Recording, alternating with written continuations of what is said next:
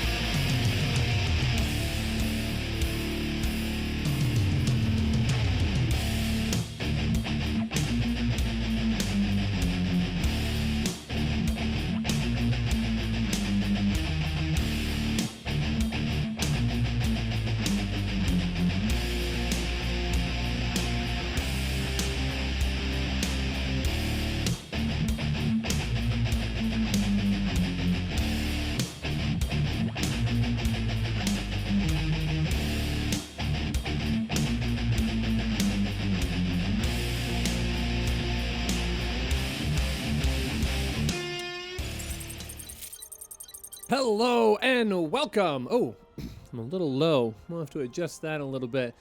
To the Alpha X Junior Championship Season 5 playoffs. I'm so excited to be here. Make myself just a little bit bigger. My name is Rushy. I'm so excited to be casting today's playoff matches with you. We've got some really exciting matchups coming up for sure over the next few hours.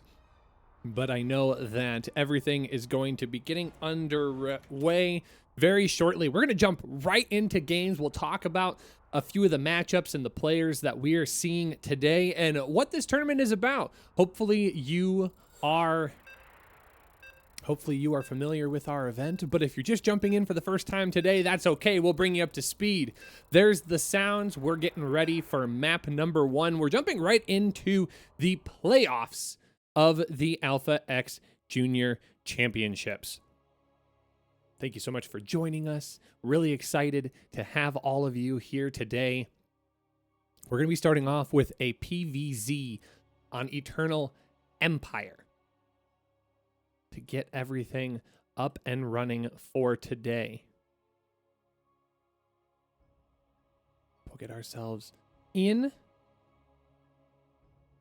and then we'll talk just a little bit about our setup for today. If for some reason you are a French viewer, eventually we will have a French stream over at Hydras and Colossus, but I believe that we are kind of slowly waiting for them to get fired up. Some timing and communication difficulties getting set up for that. So I know that that will be coming up very, very soon. Once I know more, I will direct you in that direction. But until then, bonjour. Hope you're having a good day. And we will go ahead and get ourselves set for map number 1 here. We are hopping onto Eternal Empire. Spawning in the top right corner. Our yellow Zerg player. Playing for Magdeburg Esports. Give it up for Ghosty. Magdeburg. Magdeburg. Someone's got to help me with the pronunciation of that. And spawning in the bottom left, a red Protoss. Playing for the home team, Alpha X. Give it up for Arog Fire. Yeah. Oh. Oh, I'm still in caster mode. Oh, good, good, good. Oh, good, good, good. I'm so glad you guys are here today. All right, let's talk a little bit about this tournament. So, the Junior Championships, we're in the playoffs. Everything, or the next two matches, are going to be best of 5 series. What will then happen is our finals will be a best of 7. These players, all 8 of them, started last weekend, playing a GSL-style tournament. 2 groups of 4. Top 2 winners advanced on to today to play in the playoffs. We're playing for a lion's share of a $50 prize pool. So everybody today is going to walk home with some money, which is good. That's really exciting. Last week, we had 2 players from each group make it out. Both players opening super macro, so nothing to speak of right now, which is why I'm taking my time walking through this. Arog Fire, our red Protoss, getting out first in Group A, and Young Yakov getting out second in Group B. Arog's opponent, Ghosty, gets out second in Group B, and Exo Striker gets out first in Group A. Now, however, Young Yakov fans, unfortunately, he was unable to play in today's matchup. So Baby Marine, who got out third in Group A, will be subbing in his spot. So very sad that we won't get a chance to see Young Yakov today. I know he is a favorite around here. But no matter. We still have some great matchups. In fact, that actually helps us out with our distribution a little bit, gives us a Terran in the playoffs bracket. So when we get a moment, we'll get a chance to look at those group standings, talk about some of the other players that we have here, and get ourselves set up. I did not mean to press that. That is all good. So with that all being said, we are getting wound up here into this game. Adept's going to come down and get a scout off in the second base. We had a Twilight Council go down, and it's going to be a Dark Shrine going behind it. So now we're starting to see things take a slight turn in the favor of our Protoss player. Ghosty, on the other hand, getting out to his third base. He is going to try and scout this. We're going to have to see if he's able to get in. I don't think he's going to be able to get in far enough. I mean, he's got to come all the way to the back side of the base, and I just don't think he's going to be able to see that. No, and he's absolutely not even going to see the main nexus. But Ghosty knows that something's up. He is going to flood Lings across the map. Oh, and then he's just going to turn immediately back around. Oh, one Zergling gets in. Oh, the Zerglings get in. They scout everything. All right, so Ghosty knows that the Dark Shrine is on the way. Warp Gate is completed. So where is it going to be? There's the Warp Prism. Warp Prism's going to go out. How is Ghosty going to respond to this? He has Lair, so he's going to opt just to get an Overseer out, not even wasting the money on Spore Crawlers. He knows that air is not going to be a major issue here. This is the only air unit he's going to have to fend with right now. A second Warp Prism is on the way for Arog Fire. But I believe, yeah, he's going to have everything he needs to hold this off. He just needs to make sure he doesn't toss queens away for free. Nice little surround on the warped in Dark Templar, but they are going to be immediately deflected. So good defense so far by Ghosty. Behind this, oh, a little bit of lag. Uh-oh. Hope it's not me. Oh no, it's Miguel.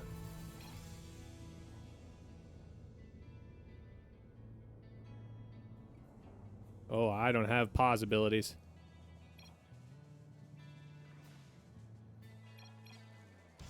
Okay. So, nope, we're just gonna play on. That's all good. So, a little bit of lag. Thank you for being patient with that, as Arog Fire does come into the backside of Ghosty's base. He's just not going to be able to get any angles in with this Warp Prism. Ghosty is all over it right now. It's going to just drop the DTs off the front base. Oh, no, those queens are going to be caught off a creep. Oh, one queen's going to go down for free. Yeah, the second Warp Prism jumps into the natural, pulls these forces apart. for Ghosty. A second Overseer is now out, so a couple of drones going to go down. It's going to be a little bit of leapfrog back and forth. Aerog Fire is showing Ghosty how it's done here. 9 workers going down. All DTs still intact. There just isn't a whole lot of things that shoot up right now. A couple of queens are on the way, +1 ranged also. But behind this is going to be just a little bit of a all-in push here. 4 more gateways going down and charge behind. Oh, Aerog Fire continuing to put on the pressure. Oh, looks like 1 DT finally did fall here. There's our second Warp Prism just sitting casually out of range, brooding, waiting. But it's going to be this follow-up of Zealots that's going to be the really scary push here for Ghosty. Ghosty doing a lot to invest in an anti-DT defense, which means a lot of roaches. But if all of a sudden you have 14, 16 Zealots come charging at you, I mean, it's not going to be as effective as you want it to. And then imagine on top of that, it's still going to have 7 DTs available. Oh, and they're all going to go into Archons. I love this transition.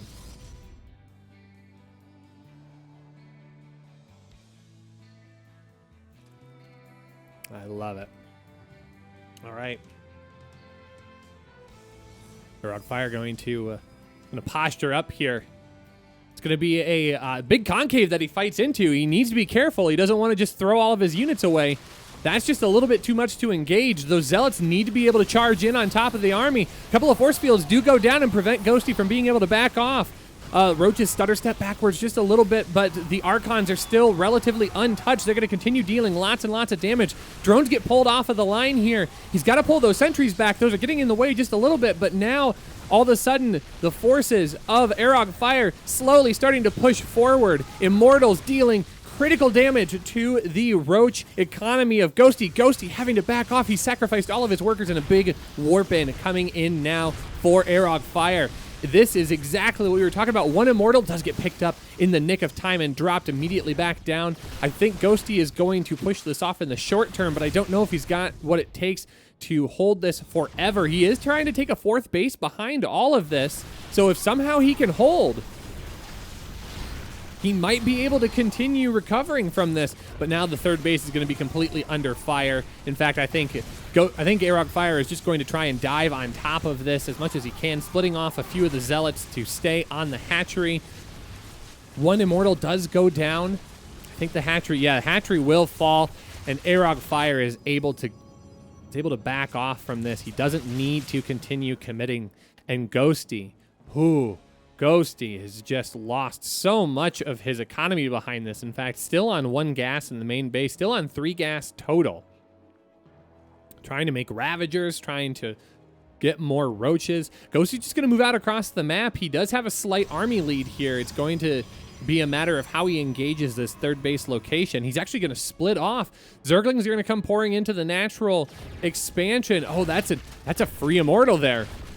That Immortal is probably going to get picked up and cleaned off and not available for this incoming fight. Some good force fields here could zip off the large chunk of this army. He does need to be careful. It looks like Aerog Fire is going to try and posture out here. Zergling's still up in the main base, causing trouble. Double Immortal drop is going to try and confirm where this army is and be able to engage it. 10 more Zerglings on the way. Some more Ravagers to help deal with the positioning of this army by creating lots of files. Zergling run by is finally cleaned up. Another Immortal on the way, although it is jammed all the way in there. Aerog Fire going to be caught out just a little bit. A couple of Biles go down to try and zone out some army. Doesn't quite connect with anything. Good force fields go down and actually separate a majority of the Ravagers in the back line. Some good warp-ins of High Templar are going to be morphed into Archons. Archons are absolutely needed to continue this fight, but it doesn't matter. GG is called, and Aerog Fire taking game number 1 in this series. Flexing the muscles that he needs to stay on top of his opponent. We're going to go ahead and grab the bracket that I was talking about. I was sitting there telling you all about this bracket, and you're going, Rushy, I do best when I get a chance to see the thing you're talking about. So here's the bracket that I was talking about. Group A and B all took place last weekend. Again, A-Rog Fire and Young Yakov getting out of Group A, Exo Striker and Ghosty getting out of Group B. However, Young Yakov unable to compete today. So Baby Marine is set in his position to face Exo Striker, our Russian Protoss from Group B. So our best of 5 playoffs, we're starting with A-Rog Fire today, followed by Ghosty. And then we're going to grab Exo Striker versus Baby Marine. The winner of both of those matches will go on to face each other for our prize of $25, which is not insignificant. That's a pretty decent amount of money to play for if you're 15 years old. I mean, it's a significant amount of money at any age. Whew. All right. So map number 2, we are going on to Zen. This is not a match point. So best of 5. Still have an opportunity to see some interesting, engaging army compositions and styles of play. All right, we are jumping in to map number 2. Spawning in the top right-hand corner. Playing for, well, we will never know who he plays for. We will just never know. It's forever a mystery. Forever a mystery, chat. How you doing today? Hope you are doing well, happy and healthy. I know that a lot of the world is starting to see the effects of coronavirus slowly start to filter, which would be good. Hope everybody is in good shape. I just went out to the store today, actually right before this match, to get my weekly supplies. So yeah, so we're in good shape. Lots of good stuff happening. All right, we are back into our game. So I will go ahead and zip back here and resume our opening comments here. Spawning in the top right-hand corner of Zen Ellie. It's our yellow Zerg player playing for Magdeburg Esports. Give it up for Ghosty. And spawning in the bottom left, our red Protoss player up 1-0. Looking for his second win, playing for Alpha X Esports. Give it up, A-Rog Fire.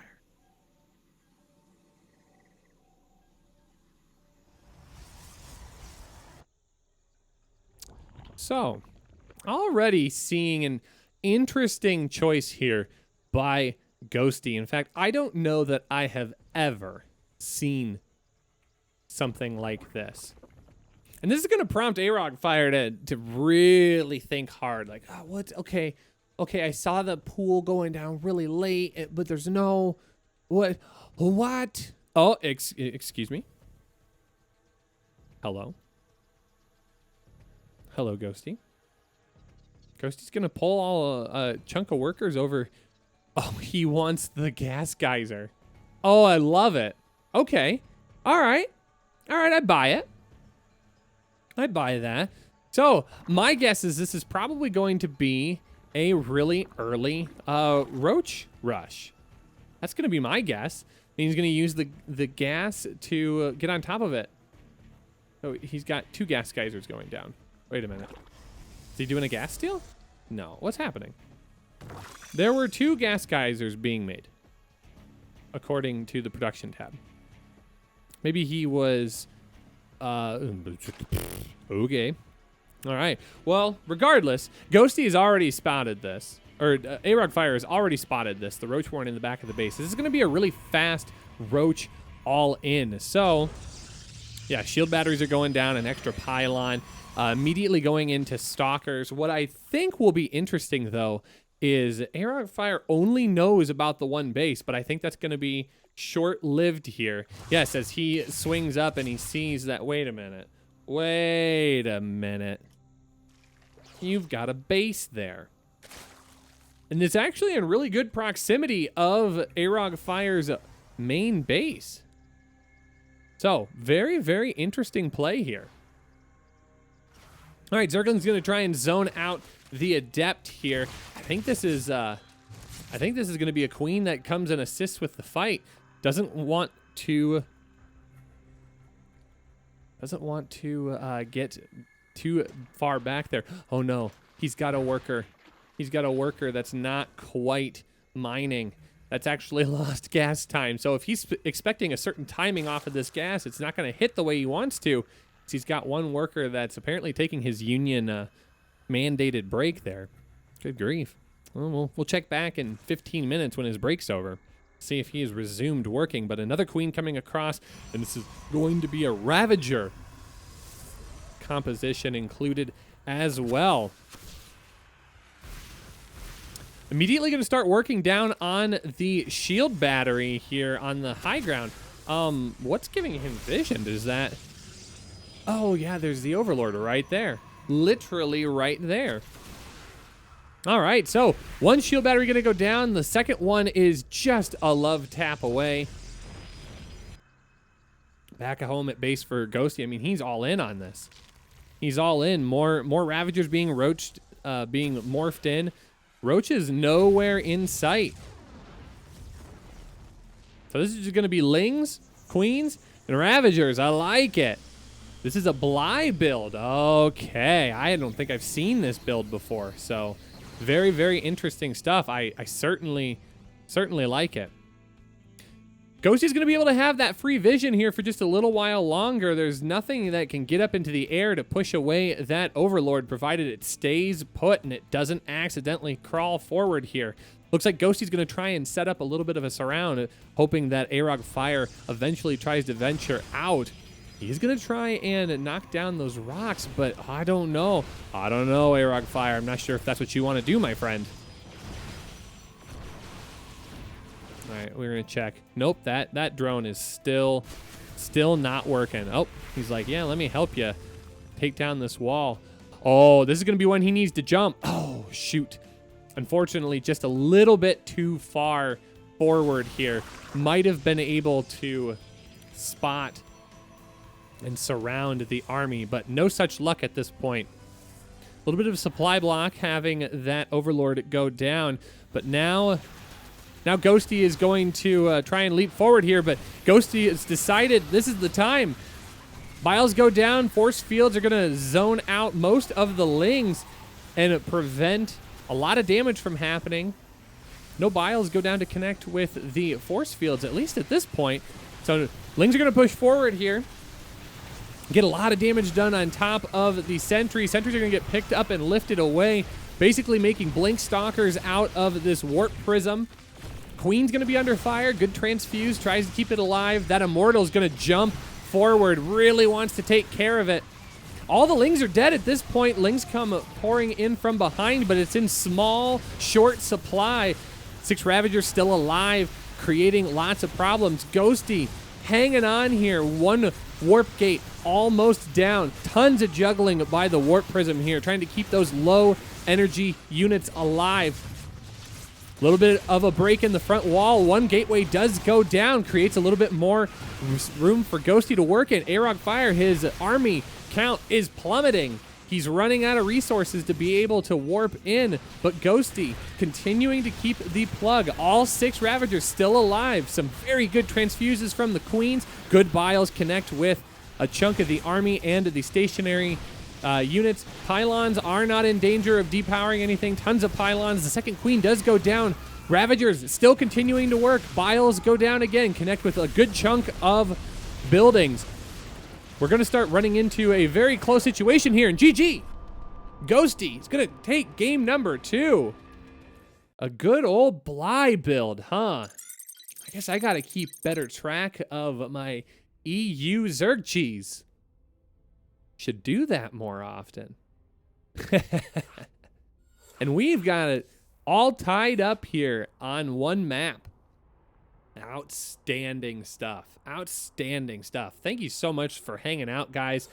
You can feel free to check the bracket out in the chat. Nightbot doing the Lord's work here. We do also have a matcherino for this tournament. AXJC5. Gonna check and see. I wonder if we have all of our codes used. Should take a peek at that. Let's see what we can do here. The codes have all been used. You are all amazing. So thank you so much. Appreciate you helping us fund these different events. That's how we do it here at Alpha X Esports. We're going to go to Everdream for map number 3. Tied up 1-1.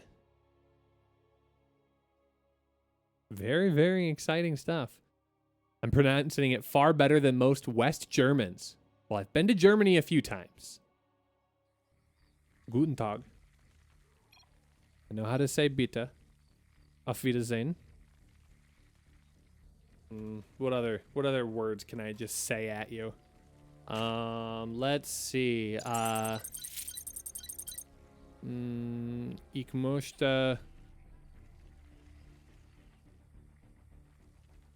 Ich möchte Apfelstrudel bitte. Oh. I think I did that correct. Wouldn't be surprised if I kind of botched that, though. But anyways, here we are in map number 3 on Everdream, spawning in the top right-hand corner, playing for Magdeburg Esports. Give it up for Ghosty. Tying it up 1-1. And spawning in the bottom left, playing for Alpha X. Our Red Protoss player, give it up for ARockFire. All right, and that bro is like, I have got to know. I gotta know if he's building something weird this game. So far, nothing. He's gonna force the spawning pool off to the left, but meh. Other than just like having some sort of complex with making sure everything's symmetrical or in your head a certain way, like meh, no big deal.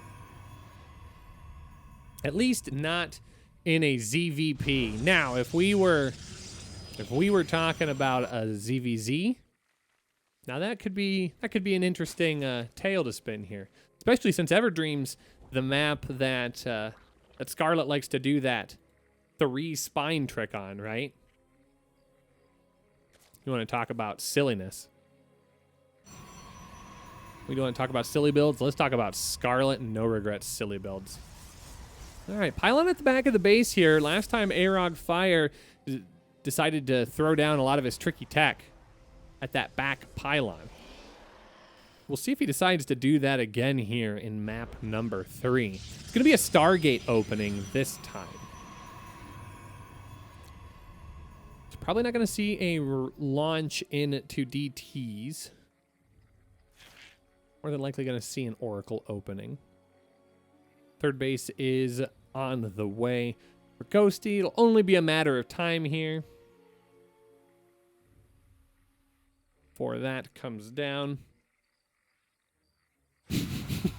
I understood. I love how your response was, no, great job. Oh, it's perfect German. No, just, I understood.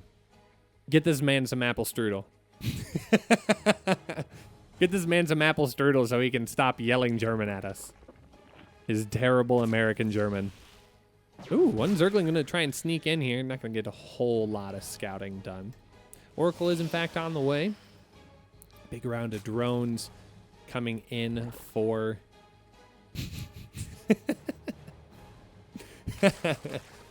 Oh, big round of drones coming in here for Ghosty. Oh, completely. You're making me smile, dude.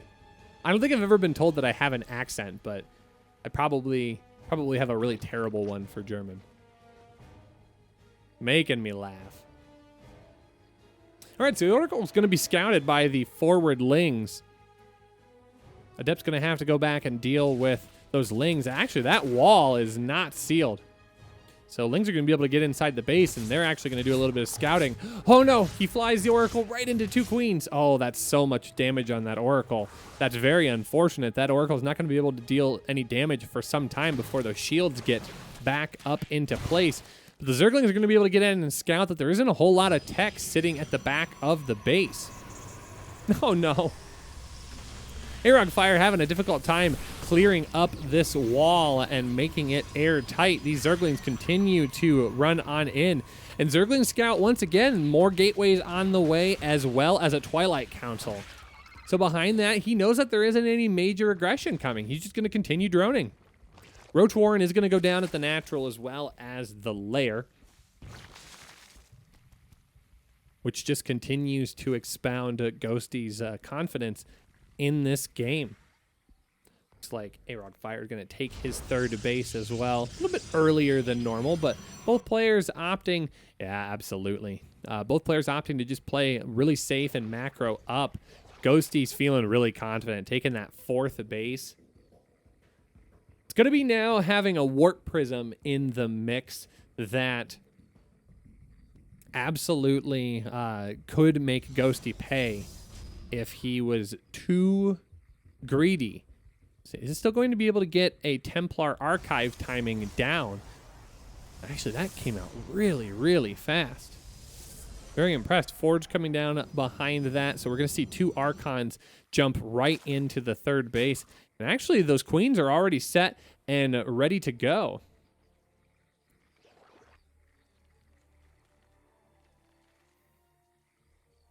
So we're going to be double-pronged aggression here. Oracle's going to dip it back and actually try and pull some of the queens away, but the bulk of the queen forces are going to be here at the 3rd and immediately push off the Archon.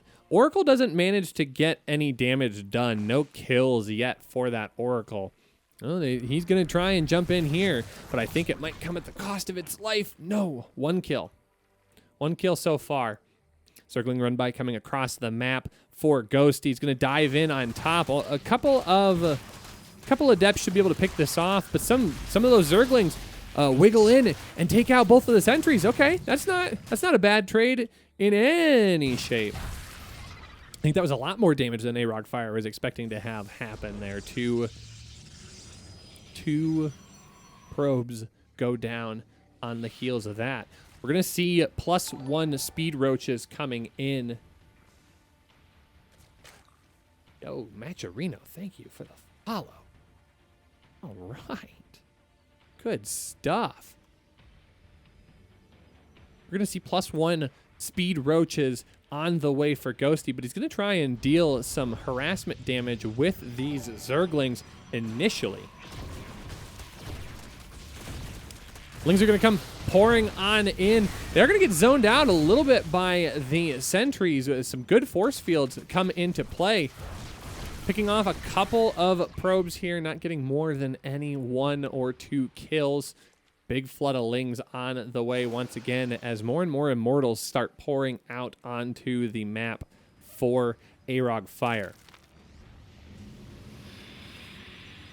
When Ghosty decides to make this hard transition into mostly roaches, Arog Fire is going to be ready. He's got a significant amount of Immortals, 3 currently on the field, 1 more in production. So he'll be prepared and ready to go.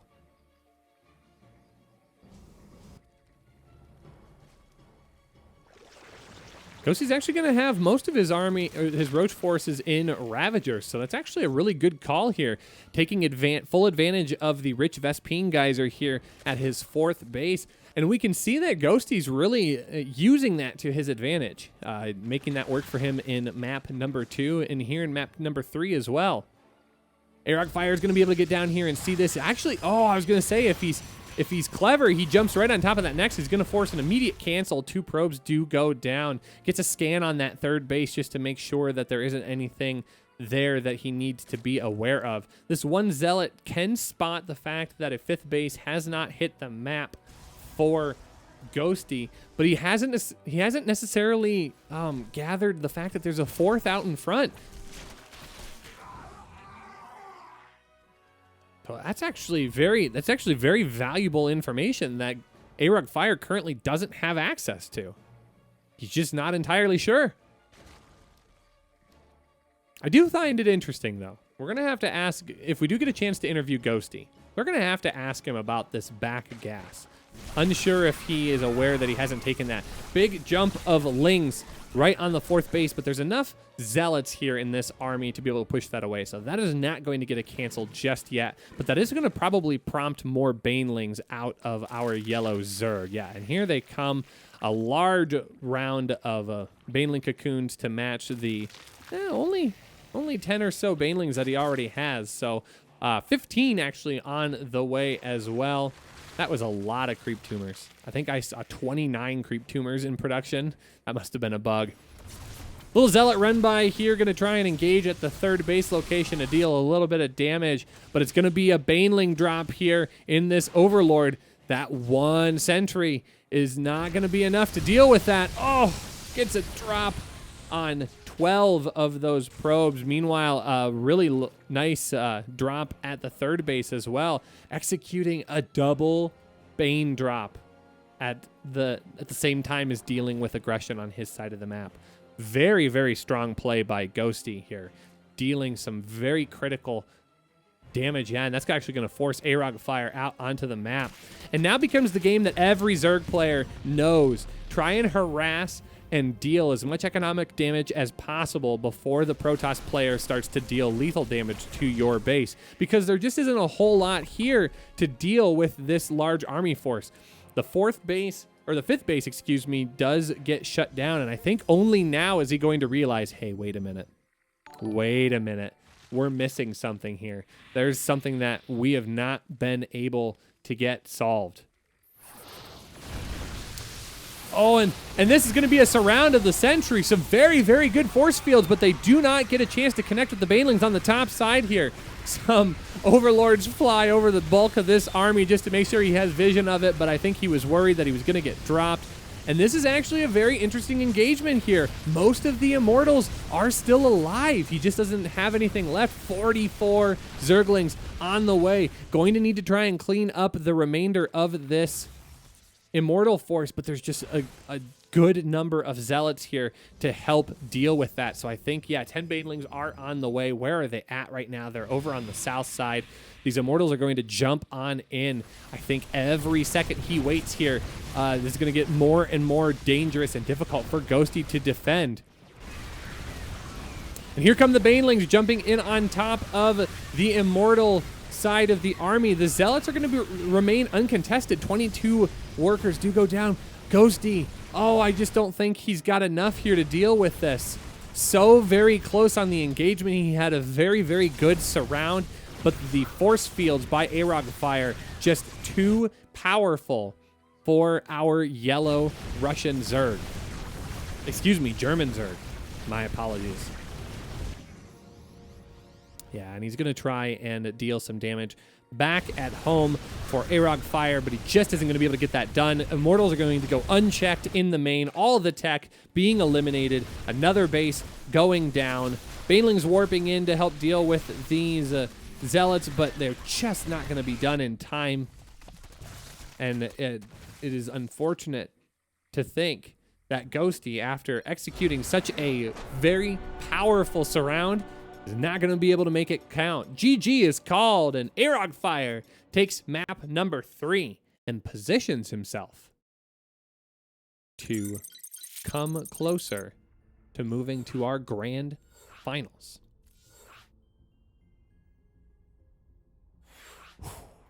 Very, very, very good play by both of our players here. Yeah, my apologies. German Zerg player. I don't know who I had stuck in my head. Our French Protoss is 1 map away. 1 map from being able to compete in the grand finals today. Play for his lion's share of $50. Significant stuff here. Thank you so much for hanging out here. We have almost 100 viewers. Oh my gosh. The hype is real. Thank you so much. Share this link. Let people know They need to come and watch these up and coming players duke it out. Start taking some notes for the upcoming ESL Cups. The TSL 5 qualifiers for North America are start tomorrow. Oh, so many great opportunities here. Thank you so much for hanging out with me. I really do appreciate it. Really enjoy casting this. I've been casting a lot of StarCraft lately, and I love it. Feels good. Feels good, chat. Oh, I'm almost too tall for the box here. I've made myself just a little bit too big. Okay, we're gonna finesse this one more time. One more time. Celebration. You know we're gonna do it right. Okay, that's all I can do. My lawyer my lawyer right over there. He's shaking his head at me and going, Rushy, don't, no, Rushy, don't do the singing. You're gonna get copyright striked. When will I learn? When will I learn, chat? Oh, nope. We've done this backwards. I'm struggling here. Oh. There we go. Too busy singing, not busy knowing my hotkeys. But we got it all figured out here. Spawning in the top left-hand corner of Nightshade. Needs to win 2 maps in a row to move on to today's grand finals. Playing for Magdeburg Esports. Give it up for Ghosty. Spawning in the bottom right of Nightshade. 1 map away from moving on to our grand finals. And a chance at $25 for Alpha X Esports. Give it up for Arog Fire.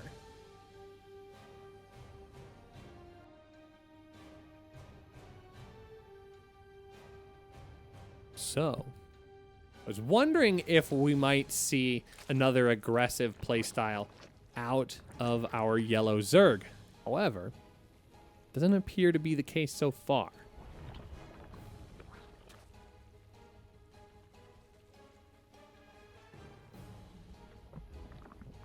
So we're going to have to watch very, very carefully. Ghosty is on his last life of the tournament.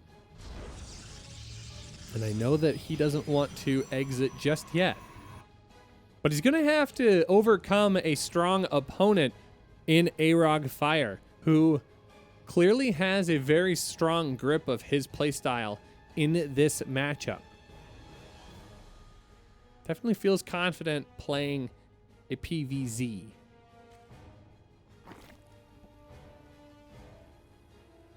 But he is going to have to be careful not to let his overconfidence get the best of him. What's the quote from Darkest Dungeon? Overconfidence is a slow and insidious killer.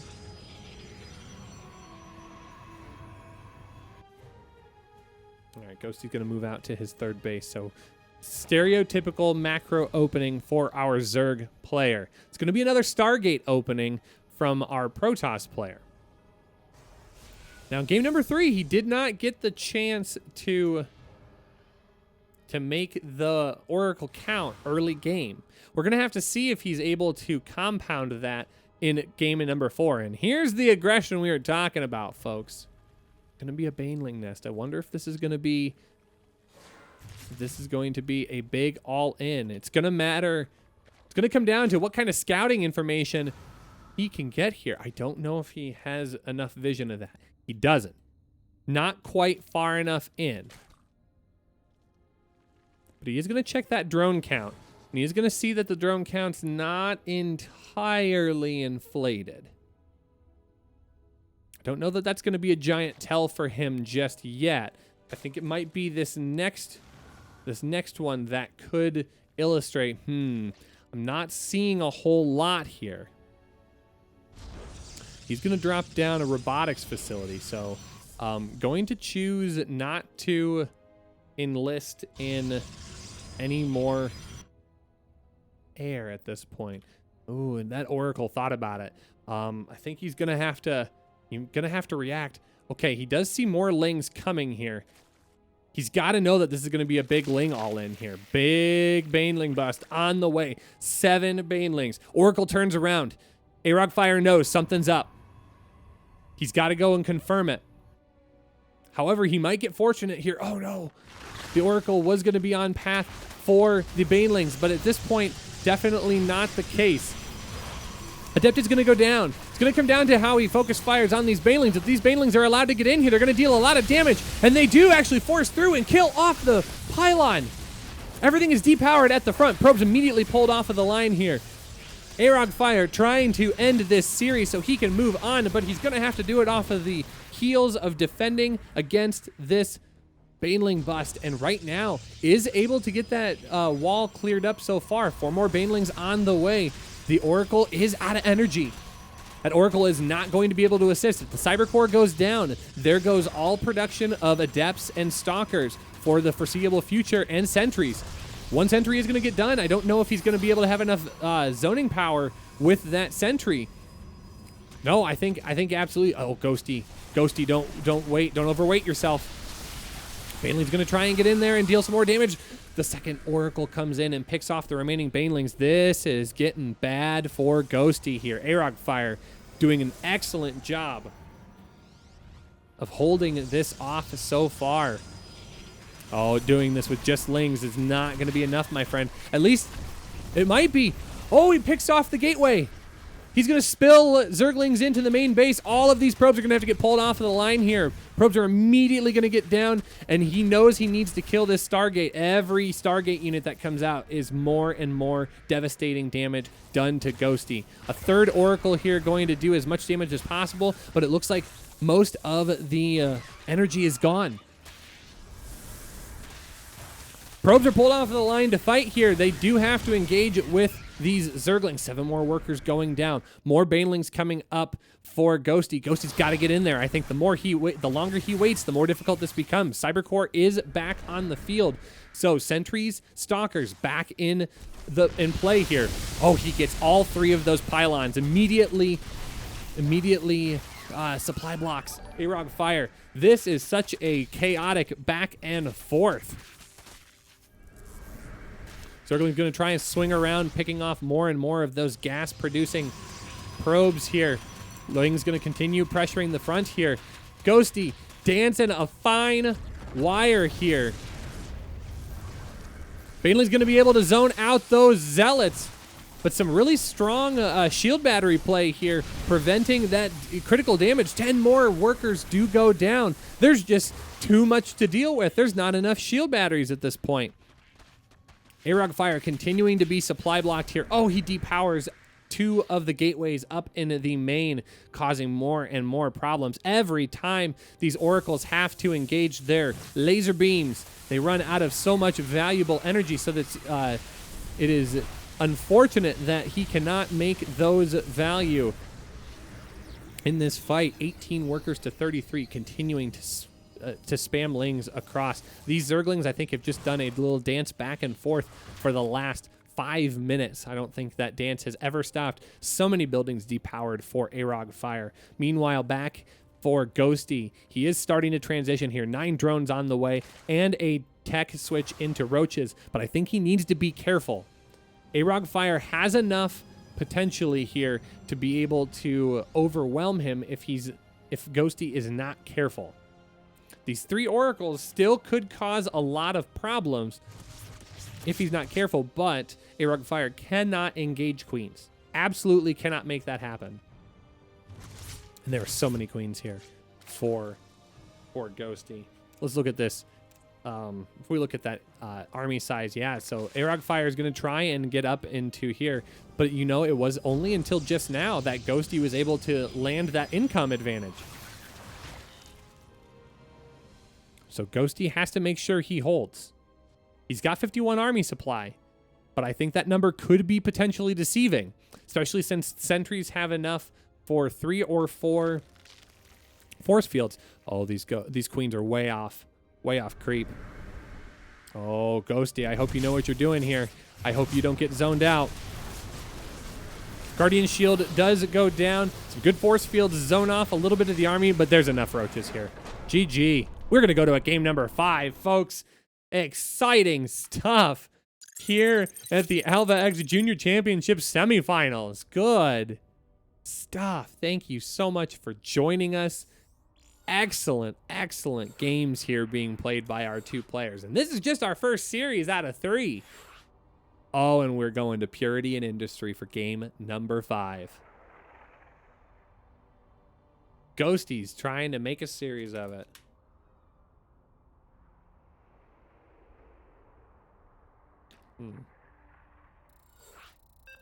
Ooh. Hydrate or dehydrate, like the kids say. Who are the kids anyways? I want to meet these kids. I want to teach them the ways of memeing. They did not have access to albino black sheep when they were a kid. All right, how many old people out there remember albinoblacksheep.com? That is the true first meme website. Kids today and their TikToks. Back in my day, we had to go out on the internet on a computer in the school library to look up memes. And then we all had to figure out how to get past the school firewall. Oh yeah, those were the days. Those were the days, champ. They never tell you that you're living in the good days. Until you're past them. All right, all right. No, we very clearly watched you win another game, so I got to give you enough points. Here we go. Jumping into map number 5. Winner moves on to our grand finals of today's event. Oh, sorry, I guess my laundry's done. I don't know if you heard that. Spawning in the right side, the industry side. Purity and Industry. Give it up for our yellow Zerg player playing for Magdeburg Esports. Give it up for Ghosty. And spawning in the top, the Purity side of Purity and Industry. Our red Protoss playing for Team Alpha X. Let me see you in the chat. Get hyped for Arog Fire.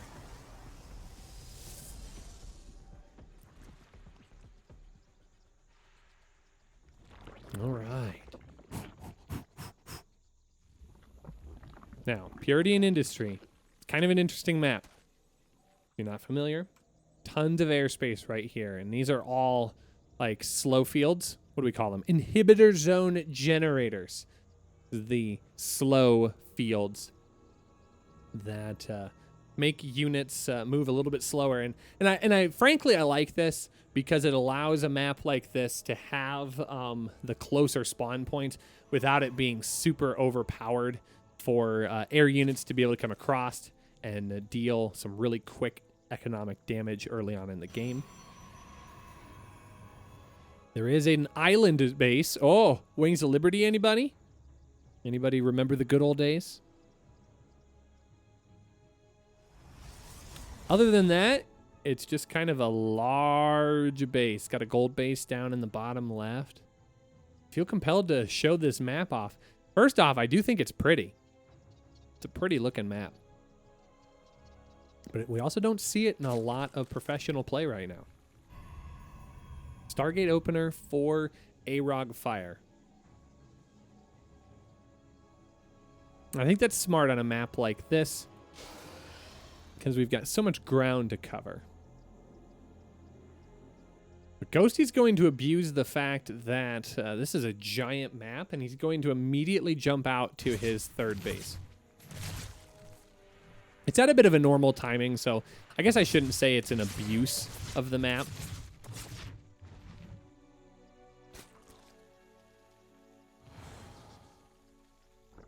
Dip's not going to see a whole lot going on in the main base of Ghosty. He's going to try and scout up once again. Again, checking that worker count, seeing that things are moving a little bit more smoothly. This game, in terms of drone count, doesn't have to worry about the incoming Ling Flood, at least in this game. Oracle is going to be able to zip around the top side of the map. Now you can see exactly what I'm talking about with these slow fields. Zergling's going to go and put some pressure on the front base, although this looks like a completed wall. That Oracle's still able to arrive at a really quick clip. Doesn't get any damage done quite yet. Ghosty going over to see if there is a third base he needs to contest with. And at this point, nothing to write home about yet. That Overlord's going to be able to scout everything happening right here. So Twilight Council, a couple more gateways. This is going to be a pretty standard transition here for our red Protoss.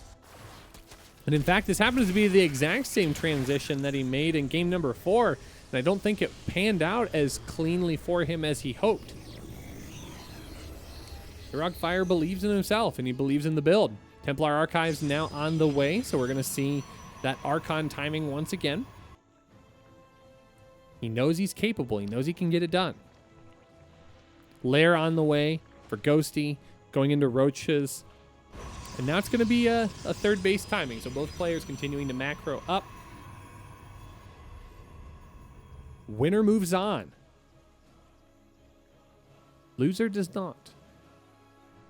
Loser's going to place 3rd/4th and go home with a complimentary prize of a nice handshake and some good feelings. Wait, no, I think we actually have prize money for him. Outstanding stuff. There's now a movie above me. So many extra sounds in my household today. Excited. Our stream count continues to climb. Thank you so much for hanging out, guys. You're watching the Alpha X Junior Championship Season 5 playoffs. We're in our first playoff match today. The rubber match. Winner moves on. And I'm so glad that you're able to watch this live.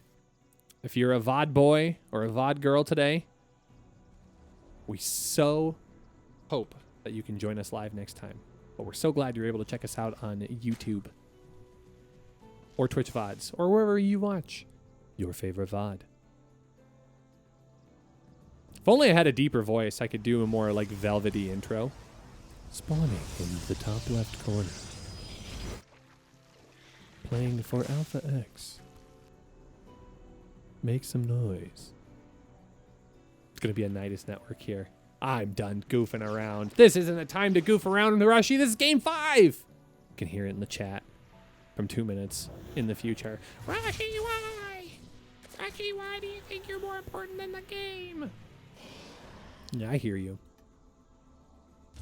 Nidus network is going to go down. Oh, he got a Zergling all the way in the back there. I think we saw that lay down, but I don't think he's aware it's coming. No, he absolutely can't see it. It's just outside the fog of war. Oh, that's so painful. Going to be a big Ling Flood here to try and draw some more attention, but that is going to be a lot of Roaches. The Queens get pulled on top of this as well. The Queens are going to be able to zone out the Immortals on the backside. The second Nidus is not going to be able to get completed, but the Immortals do get surrounded. They are going to be accompanied by Archons, so that isn't going to be as devastating as it otherwise could be. The Queens are going to go in and try and deal some damage. Some good transfuse is going to be able to prolong the life of those, and the Roaches are going to get pulled over to the natural. He realizes that if he jumps on top of this army right here, he will be today's winner in the first semifinals. He wants to move on. Ghosty going all in here. More Roaches coming in behind this. He's got one more transfuse, and that's it. The transfuse is over. These Queens are now very, very vulnerable. Warp Prism is getting a lot of juggling done. All the Queens are picked off. No more Queens available. This Warp Prism will be able to juggle freely throughout the remainder of this engagement. Ghosty may have to back off here. I'm not entirely sure. The army supplies are slowly starting to get together. One Immortal does go down. More Roaches come spilling out. 10 more Roaches in production. I think Ghosty's all in here. I don't think that there's any sort of way that he can back away from this. Gonna wait for a few more of those Roaches to pop out of the Nidus. Another Nidus Worm going to go down right in front of the natural expansion here. Oh my goodness. More Roaches gonna come in and try and get us around here. A lot of damage done on that Immortal. Another Immortal does come out here. Nidus Worm is going to be able to drop some creep. There's a few units in there, but not a whole lot. Ghosty losing the army supply count. Has Heroic Fire done it? Has he been able to hold this off? I think he has. The supply shift swings 102 to 96, and I don't think Ghosty is wanting to try and deal with that. All right, A-Rog Fire does have a chance to see that. Is he going to respond to it? No, I don't think he's looking at it. Okay, one or two Zealots does get warped in there. It's going to be a matter of whether or not that's enough. Big Ling Flood coming now. Oh, that's going to be so many Zealots. Oh, I just don't think this is going to be enough. I think A-Rog Fire is held. So now it comes down to, what does Ghosty have? He's transitioning. I think he's building a few more drones, but he's going to have to be ready for this push coming across the map. 69 army supply to 67. Ghosty still has a slight lead, but the army that A-Rog Fire has is largely anti-roach. So the advantage is incredibly in A-Rog Fire's favor. Oh, very exciting stuff here. All right, Overseer is going to spot that this army is in fact here. Ghosty taking a 4th base. Oh, that's so risky. That's so risky, Ghosty. He needs to be absolutely certain he can deal with this. No banelings on the field. These Zealots are going to be able to deal a lot of damage. Although A-Rog Fire pushes in very, very far. He's going to be able to get zoned just a little bit here. Some good force fields do go down. The Zealots are zoned off here. All of the high-tech units are isolated, but they're getting so much damage done onto these roaches. There's just not enough here. More roaches get pulled in. It's so close. It's almost too close to call. More Zealots getting warped in here. Good transfuses by the Queens. It's going to push A-Rog Fire off and away. Not that many drone kills here. Income advantage still in A-Rog Fire's favor, but the army supply manages to stay the same. And I cannot believe that Ghosty was able to get this base down in amongst all of that. He's going to have to defend it now. These two Immortals going to chunk away at it just a little bit. 4th base for A-Rog Fire coming down as well. A little bit of juggling going to have to happen here. The Queens are going to be able to push this away finally, but not before utilizing the barriers on those Immortals. High Templar on the way. Big rounded drones for Ghosty. Ghosty feeling confident here. Oh, that was an Immortal. That Immortal's dead. Well, that's a nice little pick off for Ghosty. You know, I hope my hype casting isn't too much. I haven't honestly listened to myself in the middle of a hype cast, so I'm gonna have to go back and review the footage here to make sure that I don't just sound like a hot and loud mess. But thank you so much, folks, for hanging out. Hope you're enjoying these games. This is absolutely sick what these two players are throwing out at us. It's just a slugfest back and forth. Zerglings are gonna dance over here to the 4th base location. He's going to pick off a couple of probes here before ultimately getting chased away. I would love to see Ghosty go into some Banelings here. Banelings would easily clear up so much of the Zealot comp of this army. There just isn't anything coming up. Going to be another Nidus Worm coming out for Ghosty. A-Rog Fire doesn't see it. No warp-ins. Only now does he see that that's coming. Gonna have to do a big recall of his army on to the main base. And I think Ghosty just gonna try and pick off a pylon. I don't think he wants to over-engage on this. Zealots are gonna try and deal some damage down there on the side of the map. 5 probes do go down to a little Zergling run by. And the Nidus Worm doesn't deal a whole lot of damage. At least not at this point. Oh, this is a big Ling run by. This is a big base here. I think he's going to be able to jump on this fast enough. I think these Zerglings might have enough. No, not quite. He's going to knock it down to 3/4 health, or 1/4 health, though. So that is going to become a valuable target here for Ghosty. If Ghosty can stay on top of that, he might be able to deal some more damage. But yeah, absolutely pulling his opponent apart to multiple sides of the map. Immortal is going to scout this. And is not going to be able to finish. But these Immortals are continuing to work away on the lair. Actually, this is kind of dangerous damage here. I think that lair's in danger of getting killed here. Lings are going to run up and connect with this, but that lair immediately goes down. Great tech. A great tech snipe by Arog Fire. Ghosty is maxed out. 144 army supply here. But he's going to have to try and capitalize on this. Again, Arog Fire, largely an anti-Roach army composition. And Ghosty has stuck with mostly Roach Ravager this entire game. And the fourth base is exposed once again. I think these Roaches and Ravagers are going to jump on in. Yeah, this is immediately going to fall. No chance of that surviving. And that's going to be some good damage done for Ghosty. That might prompt Arog Fire into a bit of a jump. And that's actually just a free kill. Oh, Ghosty's setting up a concave here. He wants to fight this. He's going to engage in on this army. Some biles go down to mitigate the sentries on the back side here. But here come the Archons and Immortals. He cannot afford to fight that. 15 probes do go down in the process, though. Oh, I thought he was going to jump into the Nidus Swarm. No such luck. He's going to use that as bait. Couple of Archons picked off by Biles. Outstanding stuff here. 12 more Roaches in production here. He's going to have to try and defend. He's dealt a lot of damage, but he cannot afford to lose. I mean, this army is scary. There's a lot here. More Archons going to be added into the fray. In fact, that is going to be 9 or 10. 1, 2, 3, 4, 9. 9 Archons. That is just so much damage here. Arog Fire going to try and commit all the way in on this army and base again. A couple of workers do go down.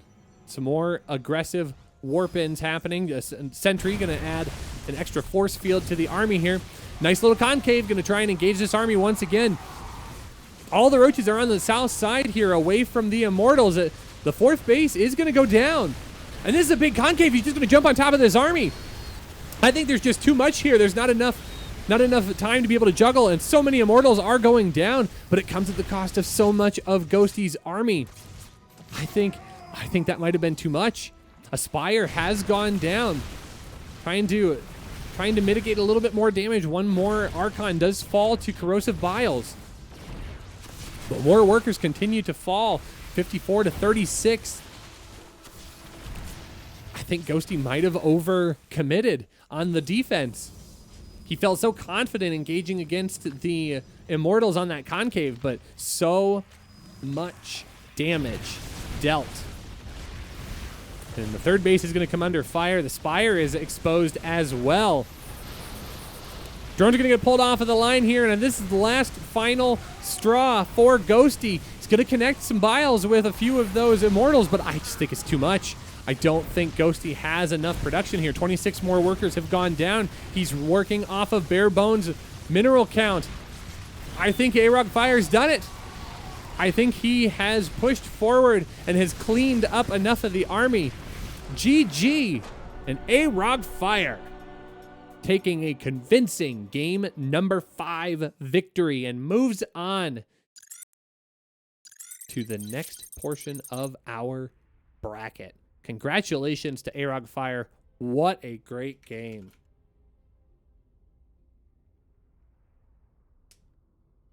Oh, that is an excellent display of ability from both of those players. Two very well-matched players duking it out to the very end. So GG to both of them. Ghosty should not walk away with his head hung. He should feel proud. Oh, that was great. That was an excellent series. All right. I don't believe we are going to do an interview here. So we are going to get set up for our next match. I'm going to move to the bottom side of our bracket here. It is going to be a TVP. Baby Marine versus Exo Striker. Don't go anywhere, folks. My name is Rushy. You're watching the Alpha X Junior Championship Season 5 semifinals. Going to be a TVP coming up right after this break. Don't go anywhere.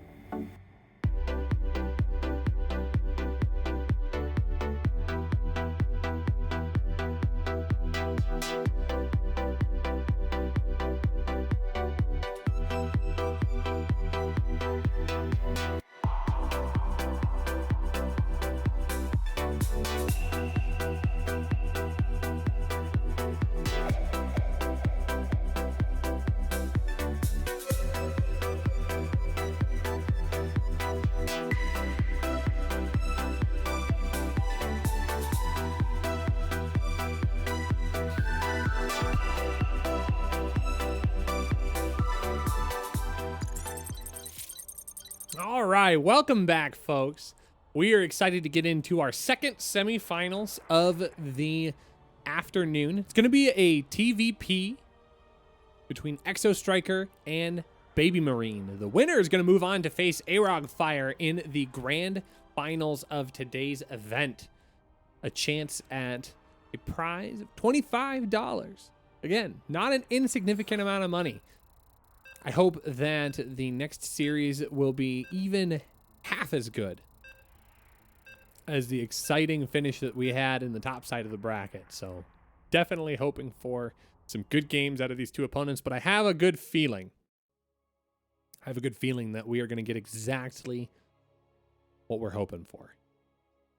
So my heart is sad. I'm a Zerg player. Our only Zerg out of the bracket. Whoa! Zerg is so underpowered. Please nerf.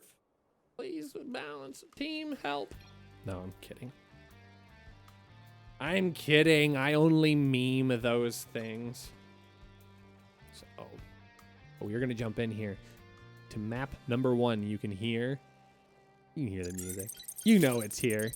You know what this is. The second semifinals of the Alpha X Junior Championships Season 5. Spawning in the bottom left-hand corner. Playing for Makers. Give it up for our Green Terran, Baby Marine. And spawning in the top right of Eternal Empire, our yellow Protoss player. Playing for Team Alpha X. Give it up for Exo Striker.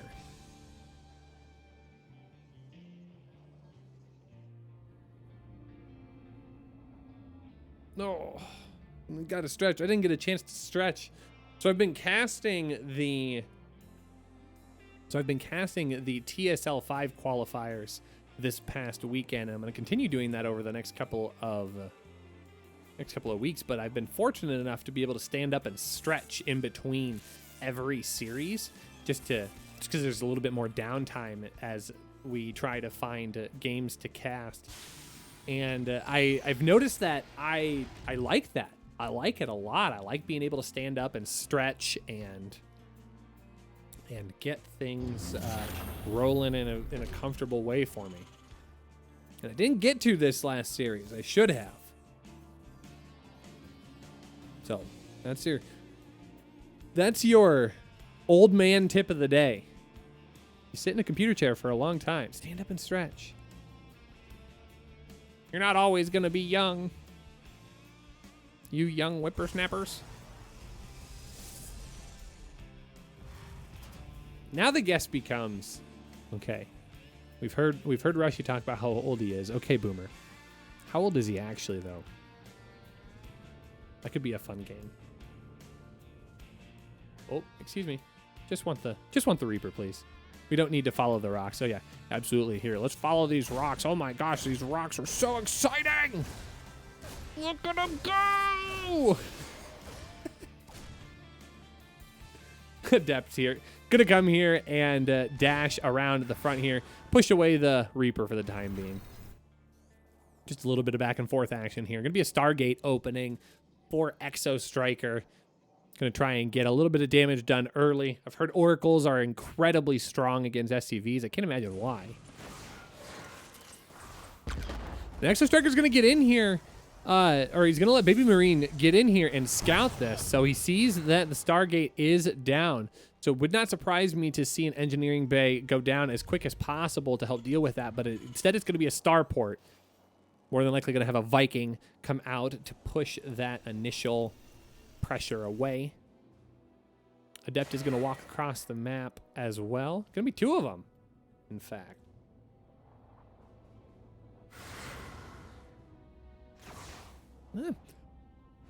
Was going to intercept a Hellion here and deal a little bit of damage, but that's going to be the Stalker's role in this game. Stalker's going to deal a little bit of damage here, kind of chunk away. But the Hellion's going to be able to get all the way into the mineral line. Try and line up a few probes to deal some more damage. Good Phoenix Lift. Going to clear that up for the time being. And now Exo Striker's going to try and deal his own worker damage here in the main base of Baby Marine. Marine's going to push that away. Here comes a Viking. Viking's going to be able to zone out the Phoenix and the Oracle. So it's going to shut down that initial engagement. A couple of gateways going to come down at the natural expansion as well for our yellow Protoss player.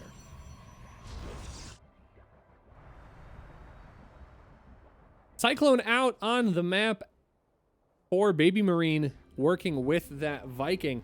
We've been seeing a lot more landed Vikings in this particular matchup. But at this point, we're not going to see that. Oh, we are. We're going to see it. I was going to say we're not going to see that because that Viking's going to need to push away those Phoenix. But boy, do I look foolish. How foolish do I appear right now? I almost called it, then I contradicted myself. Sad day. 2 more barracks on the way. We're going to see a lot of bio coming down for Baby Marine. That's going to be an okay way to deal with the large Phoenix count of Exo Striker, at least in the short term.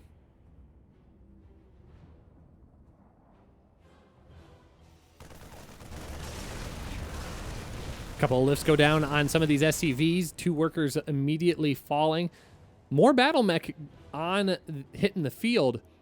A couple of cyclones be able to do a little bit of strong damage. Double engineering bay is going to go down. We're going to see a biotech upgrade. 1-1 going to be on the way. Now 1 Viking going down.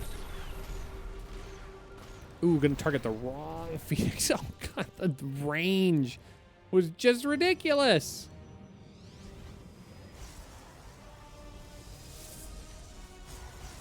Getting set up here further and further into this game. 2 more gateways going down for Exo Striker. He's going to be able to make a large amount of of gateway forces.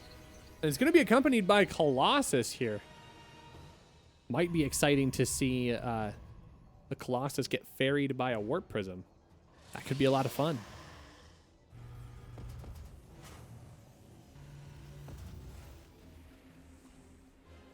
And we're going to see a largely bio-tank force for Baby Marine as we start to move into the 7-minute mark of our series here. Combat Shield and Stim Pack on the way, as well as that 1-1. That 1-1's about a quarter of the way done.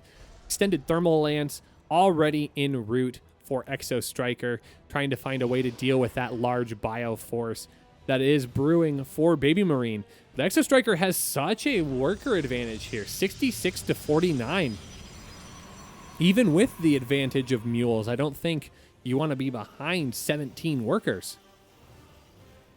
Just seems like an economic fall that does not work out for the Terran player in the long term. However, Baby Marine has a strong army supply to match that. Oh. Cyclones bait those Phoenix into the Widow Mines. The Widow Mines say sayonara as they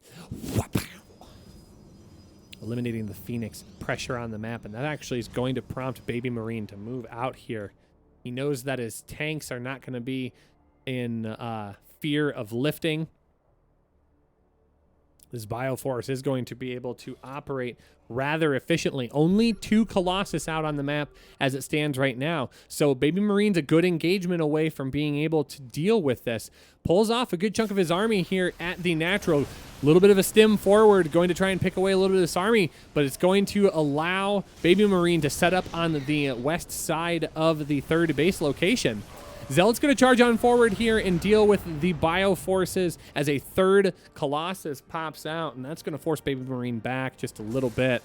He's not going to be able to keep this siege up and successful, so picks up the tank and runs away. Meanwhile, Exo Striker gets his 4th base up and starts Blink at the same time. So Baby Marine's actually going to swing around the top side and deal with this force coming down. He's going to get 4 probes, but he's not going to be able to pull anything else away from that army. So right now, Exo Striker doing a very nice job of engaging and defending. He continued to climb in the army count, only now just taking a slight lead on army supply over Baby Marine. And as a Protoss player, I mean, this is a very high-tech army. Having 83 over 79, I think, is a very strong advantage for our Protoss player, considering Baby Marine is operating mostly on Marines and Marauders. Now, don't get me wrong. This is still a scary army. I mean, look at these. Look at these adorable killing machines. He's got a star on it and everything. Can't tell me that's not adorable. Hit Squad's going to stem forward here and try and dash into the natural again. Is going to see disruptors on the way and is going to get a free pick. Maybe. Oh, yes, it does. Absolutely does. Picks up and gets out. So he knows that disruptor tech is currently hitting the field. +2, I believe, is already on the way for Exo Striker. And both players just playing very patiently. We are going to see a Dark Shrine go down. All right. Baby Marine has his 4th base created. He's going to try and fly that. I imagine this is going to be a big push, and he's going to try and expand behind it. Scanning out to the 4th base of Exo Striker, seeing that the army is kind of chilling out here. He knows that that's going to be a contesting point for Baby Marine to deal with. Storm on the way, as well as more disruptors. Continuing to build more and more units that will deal with the overwhelming bioforce of Baby Marine.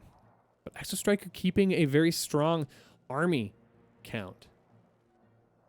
109 to 99. Again, I think that's a great advantage that doesn't show up in numbers, but shows up in the quality of the units. But we are going to see some more higher tech units come out here for Baby Marine as some ghosts start hitting the field. Those EMPs are going to be very strong against the large bio force of Exo Striker, but also having the opportunity to be able to pick away and snipe those Colossus could bring some extra added value. 5th base was going to try and go down here for Exo Striker, but he's immediately going to cancel all of that, try and save as much of the resources as he possibly can. Liberators are going to siege up here on the high ground and try and work away, but there's just not enough to support it. Disruptors are going to push back most of the bio ball. Oh, Vikings are going to be so close. Yeah, they're going to dive in. Oh, Shield Battery grabs it at the last second. That Colossus saved by that lone Shield Battery. We've got ourselves kind of a longer working game here. Right in the middle of the 12-minute mark, both players really haven't dealt a whole lot of damage to each other. I mean, all things considered, we've lost quite a bit of units, but only 4,000 minerals lost over the course of 12 minutes. That feels low. Maybe it's not. Maybe I need to take a lesson on what is or isn't available here. Oh, cute little DT warp in on the 4th base of Baby Marine, but good scan's going to be able to shut that down and immediately drops 2 turrets. So Exo Striker is going to try and use that time to reposition his army. He's nearly maxed out. He's ready to move in. Baby Marine doesn't quite know exactly where the army is going to try and engage. He just knows that it's here and ready to go. The Exo Striker's going to post up here at the 3rd base, immediately kills off a tank. That's incredible damage right out of the gate. Picks off one of the Liberators with the forward stalkers, and the tanks and the Liberators are going to be able to siege down, but not before 12 workers get killed by DTs in the natural. Very, very strong attack there.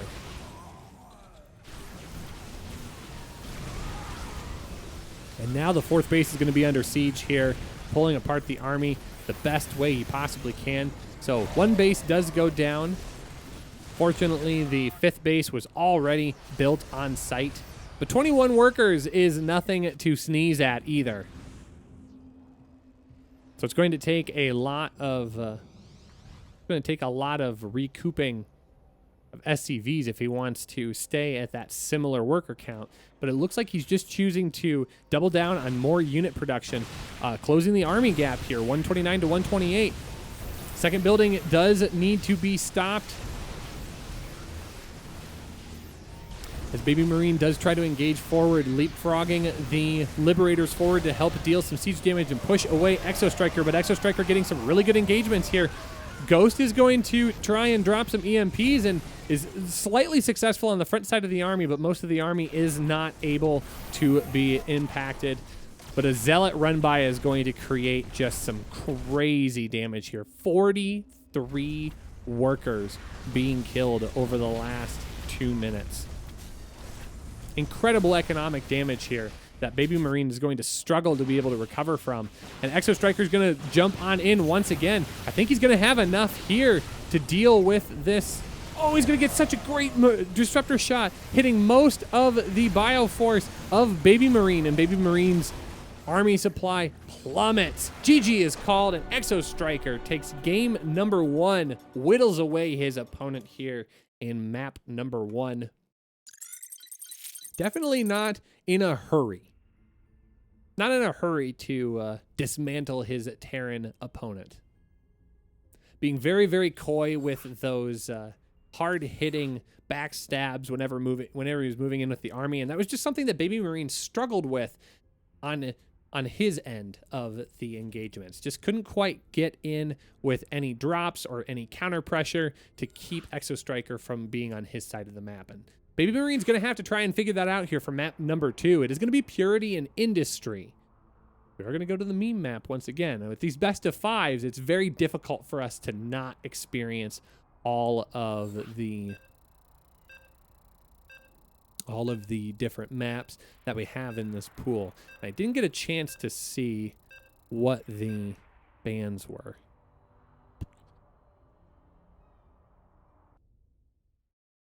In fact, I don't think they banned. I think they just picked maps. It's entirely possible. But thanks so much, folks. We are heading into game number 2 of the second semifinals of the Alpha X Junior Championship Season 5. I apparently have difficulties talking. Enough talking from me. Let me talk in a different way. Like casting StarCraft. But we are going to slow walk this intro, folks, because this is a big map. We're going to enjoy this. Too many times we rush ourselves in, and we don't get a chance to appreciate the openers. Spawning. On the right side, Purity and Industry, the industry side. Playing for makers. Give it up for Baby Marine.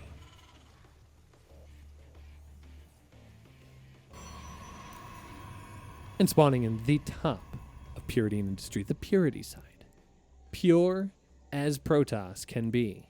Our yellow Protoss player playing for Alpha X. It's Exo Striker.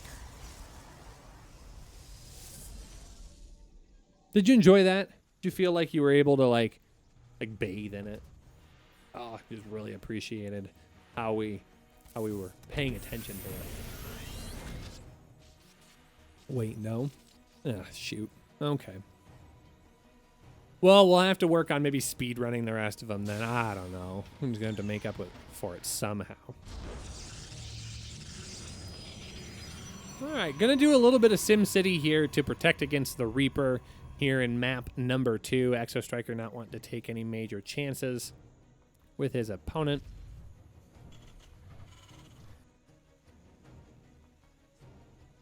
It'll be interesting to see what type of unit composition Baby Marine decides to go into on this map.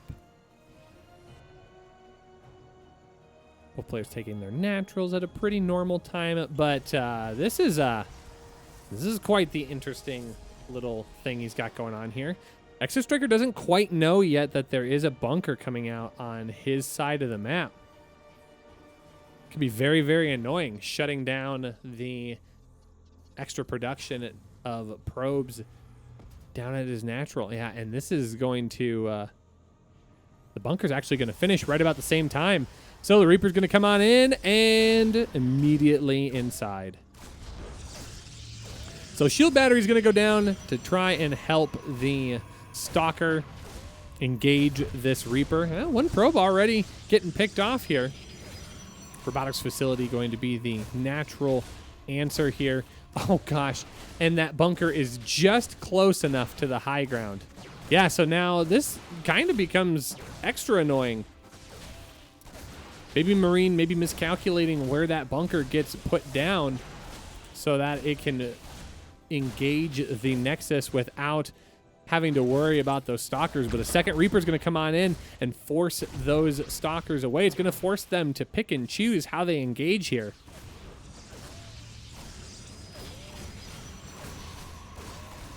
And that's going to be it for Reapers at this point. The Marines and a Starport are both on the way. So if anything, this is just delaying the worker count down at the natural base for a brief amount of time. That's the biggest amount that this is going to provide for damage. All right, and the bunker's eventually going to go down here. He might try to, nope. Oh yeah, he's gonna try and salvage it. I think he's gonna get it. He's gonna get that salvage. Really? Okay. Well, quite an interesting turn there. And he's just, Exostriker's just going to leave the SCV alone too. So SCV's going to continue to scout. And the Stalkers, yeah, Stalkers are going to come back and finally deal with that. Both of the Reapers are going to be able to get out. And I think that was pretty decent damage there for Baby Marine. Not really landing any physical damage, but that economic damage of slowing down the probe count in the natural. It's going to have a long-lasting effect over the course of this game. Now, a bunker does go down on Baby Marine's side of the map, and that is just to protect against an incoming push. Ooh, workers do get pulled off of the line here to help protect the bunker. The bunker is going to get mass repaired. Workers are going to slowly get picked off one by one. So Baby Marine has got to be careful. Tank on the high ground will be able to help zone this out just a little bit. Yeah, and Exostriker's not going to be able to stick around. It's too big of a risk. Banshee is just about done researching Cloak. Do we have a Banshee out on the field? We have one. Where is it? Oh, it's hanging out atop. All right. So Banshee Cloak is now complete. Banshee should be able to come in and would get a lot of damage done. No shield battery in the main. No shield battery in the natural either. So we'll have to wait and see when that is going to finally engage. And Exostriker does move out to take his third base as well. All right, Baby Marine waiting for the second Banshee, expecting there to be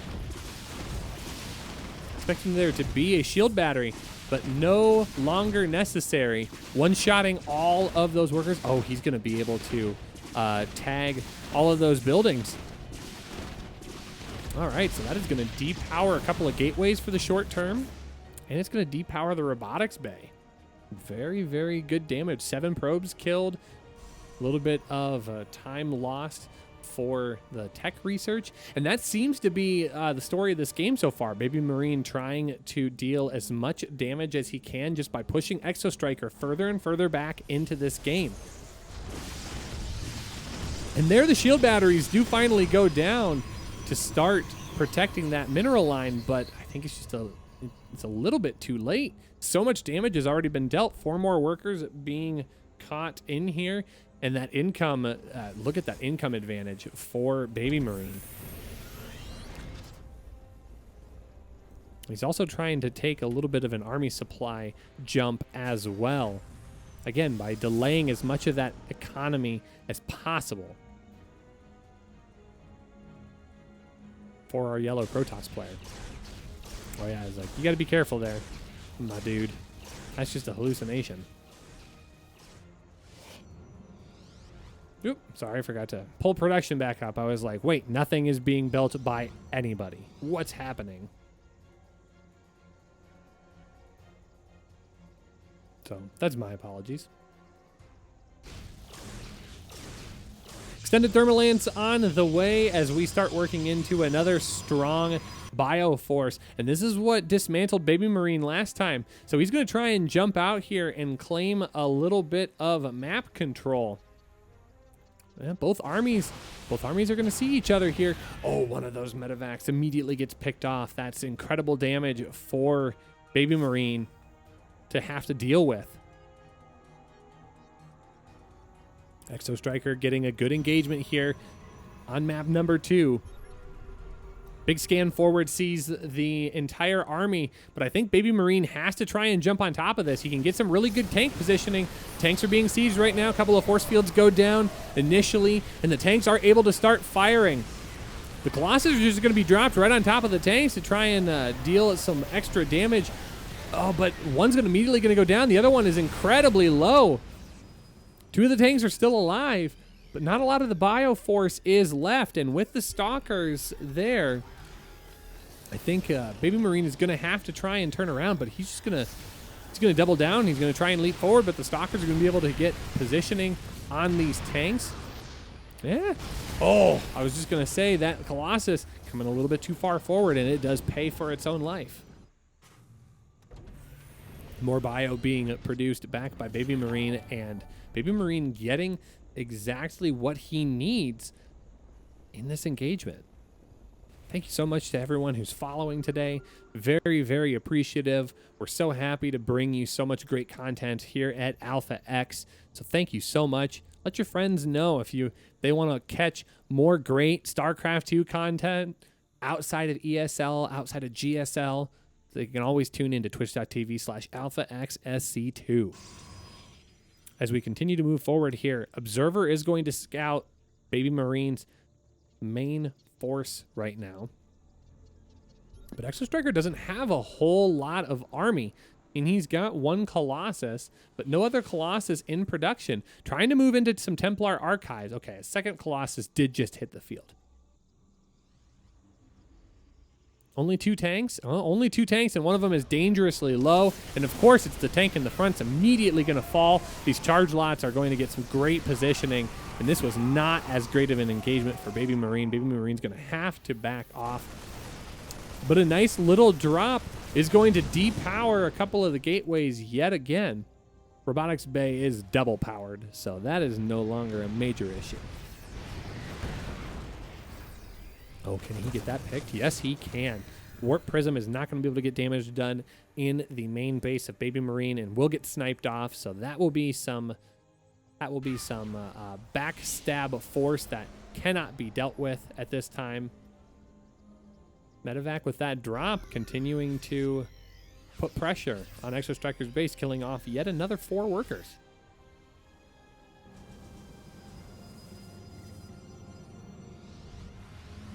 And it's going to be more Disruptor Tech on the way. Kind of coming in a little bit later than our last game. Baby Marine doing a nice job of keeping pressure on and getting a lot of damage done over the course of this game.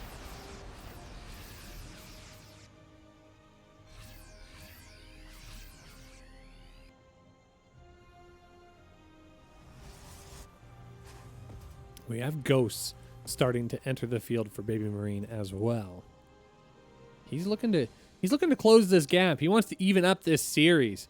He saw how much fun the first series was, going all the way to game number 5, and both of these players have said, you know what, we could do that. I think we can do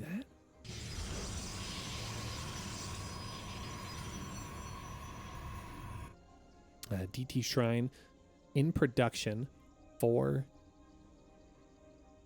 Exo Striker. Gonna try and get some good snipes off. Warp Prism on the bottom side, warping in some sneaky units. Baby Marine was looking for him, but is now going to go and try and engage across the map, trying to find a good angle to come in at. 4th and 5th base are already rather secure, and Baby Marine would like to shut that down as Baby Marine takes his own 4th base. No tanks in with this push, so it's only Bio. He's going to have to focus on splitting if he wants to keep these units alive. Liberators are able to zone out the army, and the army's completely zoned out. 13 probes are going to go down. This entire fourth base is going to fall. Baby Marine doing an excellent job of shoving Exo Striker's army all the way to the left, not allowing him to get back through without taking serious damage. And meanwhile, back at home, it is a large worker pull to deal with this Zealot run by that came from, well, where did that Warp Prism go? I'm wondering if the Warp Prism got picked off. Enhanced Shockwaves now complete, so EMP going to be very, very strong here. How many ghosts does he have in this army? He has 5. 5 ghosts will be able to coat a majority of that army with a lot of EMP, knocking out all the shields. If there are High Templar, I don't believe that we don't have any Psystorm on the way just yet, but he could make use of the feedback in that regard.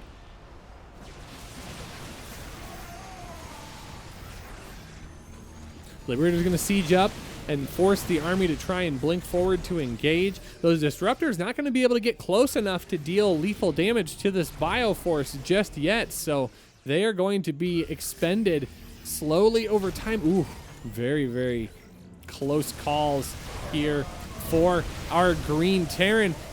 And he gets a nice little concave. Siege up as well.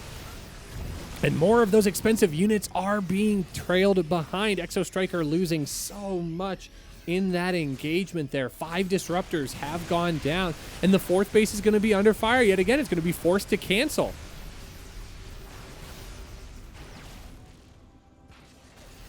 Good scan to keep track of where the army is, and the Liberators are just going to continue sieging up here.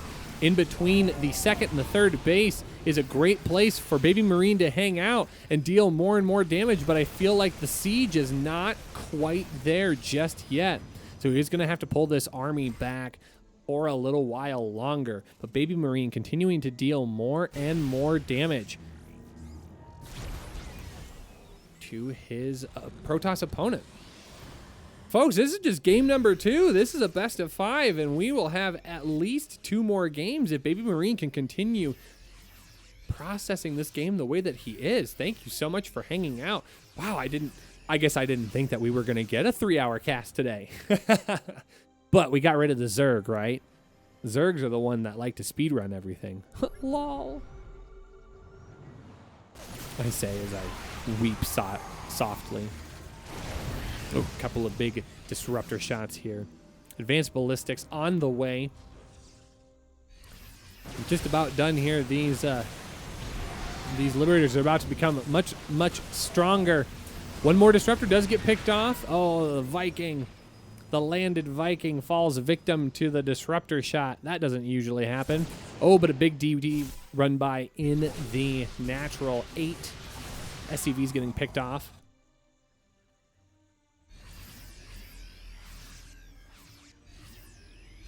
Exo Striker trying to climb back into this game, doing everything he can. Armies are going to find each other on the north side once again. A couple of disruptor shots, not quite connecting. Those ghosts are rather far out. He's got to be careful. 1 EMP does get down, coats the right side of the army. Not a giant amount of damage, but definitely something that needs to be considered. Oh, disruptor shot finds a lot of those ghosts. Most of the ghosts in the army does go down. Exo Striker continuing to land shot after shot. Baby Marine is going to have to back up and recollect after that. He lost a lot of the tech in that army. In fact, he is down to only 3 ghosts at this point. All of the workers being pulled from the main. The main's completely mined out. You're going to pull those down to what will be the 5th base location. Ooh, Baby Marine has to be careful. Exo Striker going to try and jockey in here. Disruptor shot, not going to be able to connect with anything just yet. Still looking for the right engagement. Exo Striker is always 1 shot away from being able to close up this army. Baby Marine is down on army supply, 122 to 107. Exo Striker is going to try and jump down onto the 5th base location. He knows that Baby Marine is completely sieged up on the top side, and he's going to find the command center that is moving forward. A big blink forward could shut that down, but he decides just to take 15 workers and call it good.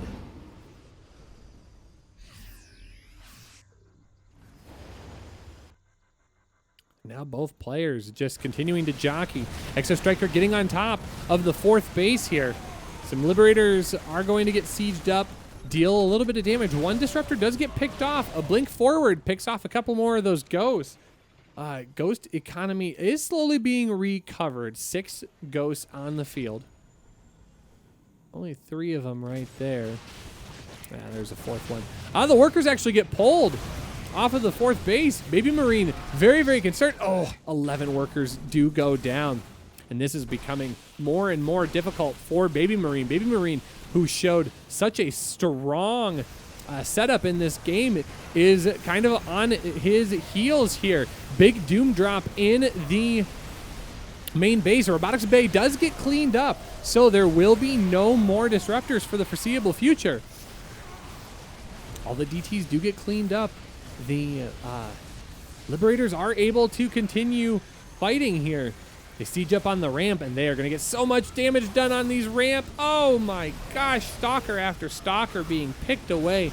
More units continuing to fall. And Baby Marine, who was on death's door a mere moment ago, makes a decision to dive into Exo Striker's main and evens this game up once again. But I think he does need to go and try and deal some economic damage here. Otherwise, he will not be able to make Exo Striker pay. And this giant siege up is going to be absolutely everything he was looking for. 15, 16, 17, 18, 19, 18 workers going down. Oh, the blink DTs moving forward. I don't think that was supposed to happen. All right, DT's going to try and deal some more damage. We're into the 20-minute mark of this game number 2. We got potentially 5 games to play here, folks. Hope you're enjoying this TVP here. Twitch.tv/AlphaXSC2. Liberators are able to continue sieging and forcing the army into a base race. Actually, big blink forward here is going to pick off one of the Liberators. Chunk of the Bioforce is going to try and prolong a little bit of damage. And once again, they're going to drop a whole bunch of the Bioforce into the main base and try and kill as much tech as possible. Liberators are completely sieged on the high ground, and that's going to force Exo Striker into a base race. I think there's like an old saying, you never base race a Terran. Terran are so good at base trading. They just have so many things at their disposal. But Exo Striker can't find any way to get into his base. In fact, the Nexus in the main has been cleaned up. More and more buildings continuing to fall. Worker count is going to spike a little bit in Exo Striker's favor, 63 to 48, as Exo Striker continues to try and jump on top of Baby Marine's production here. It's not enough Liberators to be able to defend against all of this, so both players making this a knockdown, drag-out fight. Supplies are currently very even, but this is exactly what I was talking about. All of the barracks are immediately going to lift off the ground and start floating away to a different location. The second Nexus has fallen. There is enough energy here for a recall, but not enough time. There's enough energy here for a recall, but will there be enough time? 3 bases still remain for Exo Striker, so he's not completely out technology-wise and economy-wise. But as more and more time goes by, this Bioforce is just going to continue swinging across the map. What a knockdown, drag-out fight we are seeing here. Both players do not want to quit. They know that every game is precious here. Look at those DTs. All of the orbitals. All the orbitals are in the air. There's no scans. Those DTs can deal a lot of damage if they find the army of Baby Marine. Cancel goes down on the base at the gold. Oh, we must have had one land. Okay, we did have an orbital land. So we do have scans. So that orbital will probably never lift the remainder of the game. All of the probes hanging out there. Oh, if they were only there mining. Exostriker's still working with a small bank, but Baby Marine is in great shape, having access to at least one base. Baby Marine's base is going to find all of the probes of Exostriker. But Exostriker is finding it so difficult to deal with the Liberators. Baby Marine. All right, DT's going to slowly go to work here. I wouldn't be surprised to see those DTs blink forward and eliminate the missile turret. I think they absolutely could. They could just jump right on top of it, but they're not going to choose to, at least not at this point. One stalker working on this lone factory in the main, and now it's down to two warping in Nexi. Okay, gonna clear up those missile turrets. There are still engineering bays, so Baby Marine still has the opportunity to make more missile turrets. Is he gonna jump forward? Oh no, he's gonna try though. Yeah, and I think Baby Marine is in a great position here.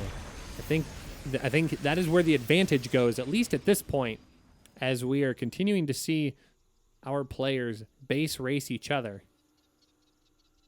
Now, Exostriker is going to be able to get that base going.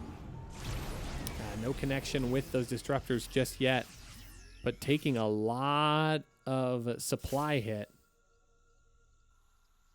Oh, that's frustrating. That's got to be frustrating for Exostriker.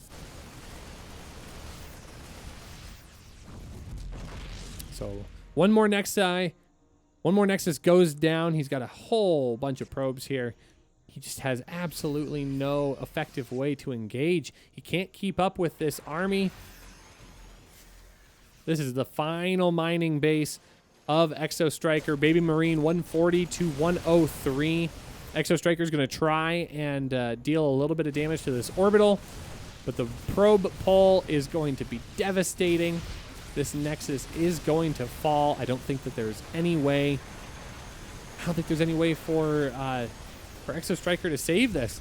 Supply keeps on plummeting. 85. He's down to 26 workers, and he has one Nexus. He was able to mine enough to get that Nexus up into place. There are DTs.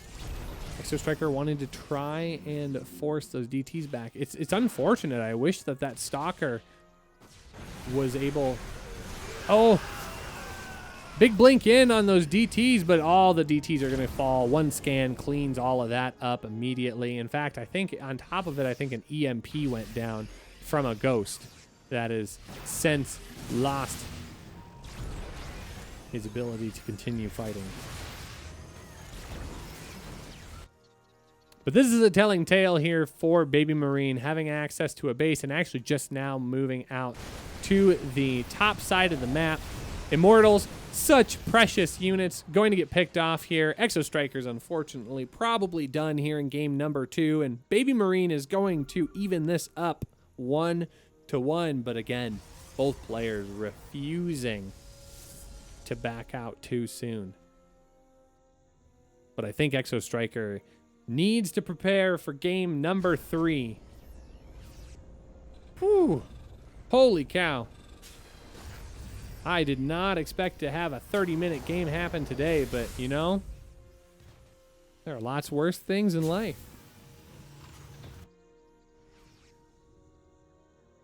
So I think this is going to be the final push here for Baby Marine. Baby Marine is going to go and lock down the final base. Oh, I think he's paying Exostriker way too much respect here. Just being extra careful, doesn't want to throw away his whole army. I don't even think he could possibly do it. Yeah, GG is called. Baby Marine tying up the series 1-1. Can you believe it? Woo! Very, very interesting stuff. All right, we're going to take a quick 30-second break. Don't go anywhere, folks. We're getting ready for game number 3. We will be right back right after this.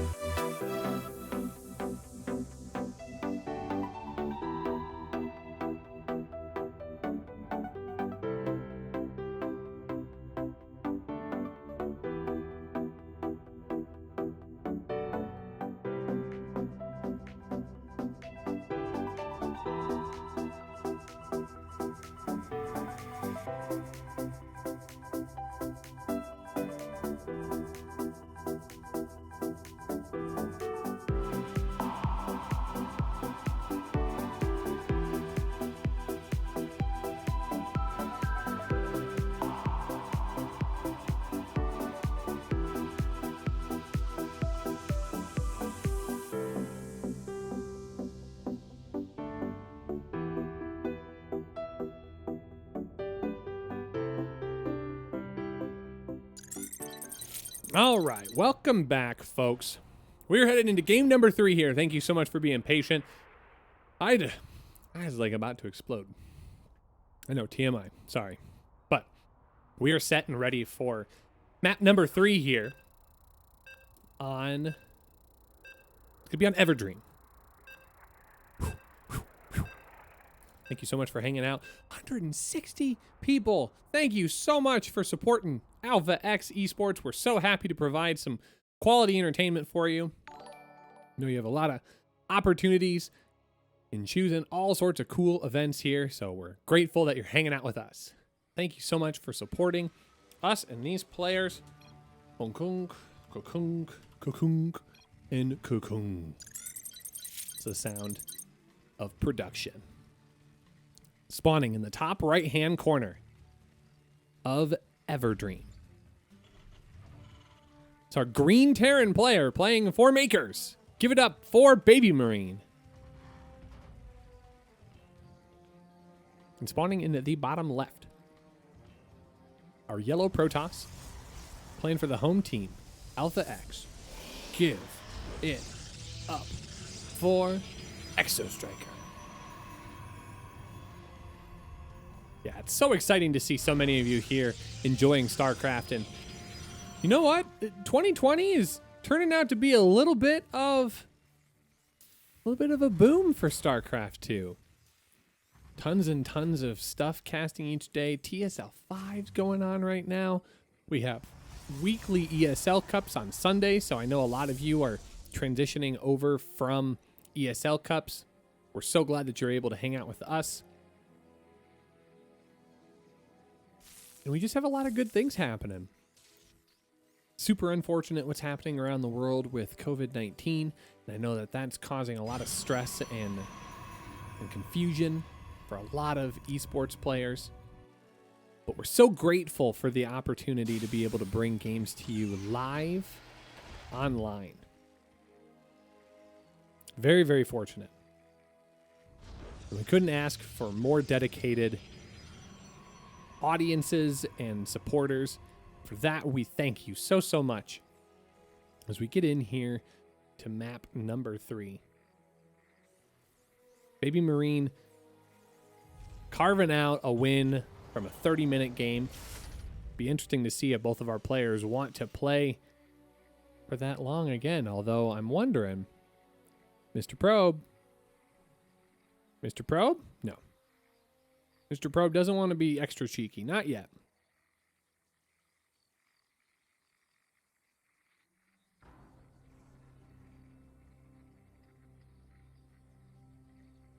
Do see a bunker going down at the front of Baby Marine's base.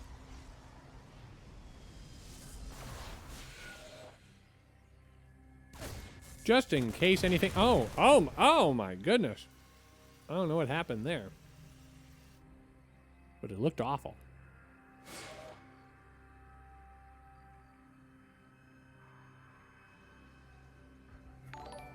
Stargate on the way. God, thank you everybody for all the follows. Really appreciate that.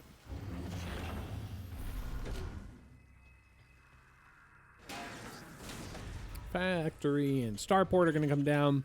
We're going to see a Stargate opening once again for Exo Striker coming into an Oracle. Reaper is going to get back in and scout that the Oracle is incoming. So that Starport's going to be very, very important. Reaper is going to be able to sneak out. So he gets his damage done. Adept, not able to get any kills, is going to be able... Speak of the devil. Caster Curse, right? It's going to be able to squeeze out the kill on that Reaper. We're going to bump up to the top side. A couple more gateways coming down. And I'm wondering if Exo Striker is going to possibly go into a little bit earlier pressure. We're going to have to see. The mine, unfortunately, or Baby Marine is going to clear up Exo Striker's Oracle. So that is going to be critical damage here in the early game. It's going to allow Baby Marine to continue producing SCVs and get that mineral line at the natural all set and squared away. Phoenix are not going to have any Oracle friends to go play with in Baby Marine's base. Forge is going to be dropped down behind it. Preparing for the tech shift into ground-based army. And we're going to see Baby Marine just start moving into his bio tank force that he's so confident with. Phoenix are not going to be able to get any scouting information of Baby Marine's base. It's going to have to be an observer if he wants that to be. But it's going to be 4 more Phoenix on the way.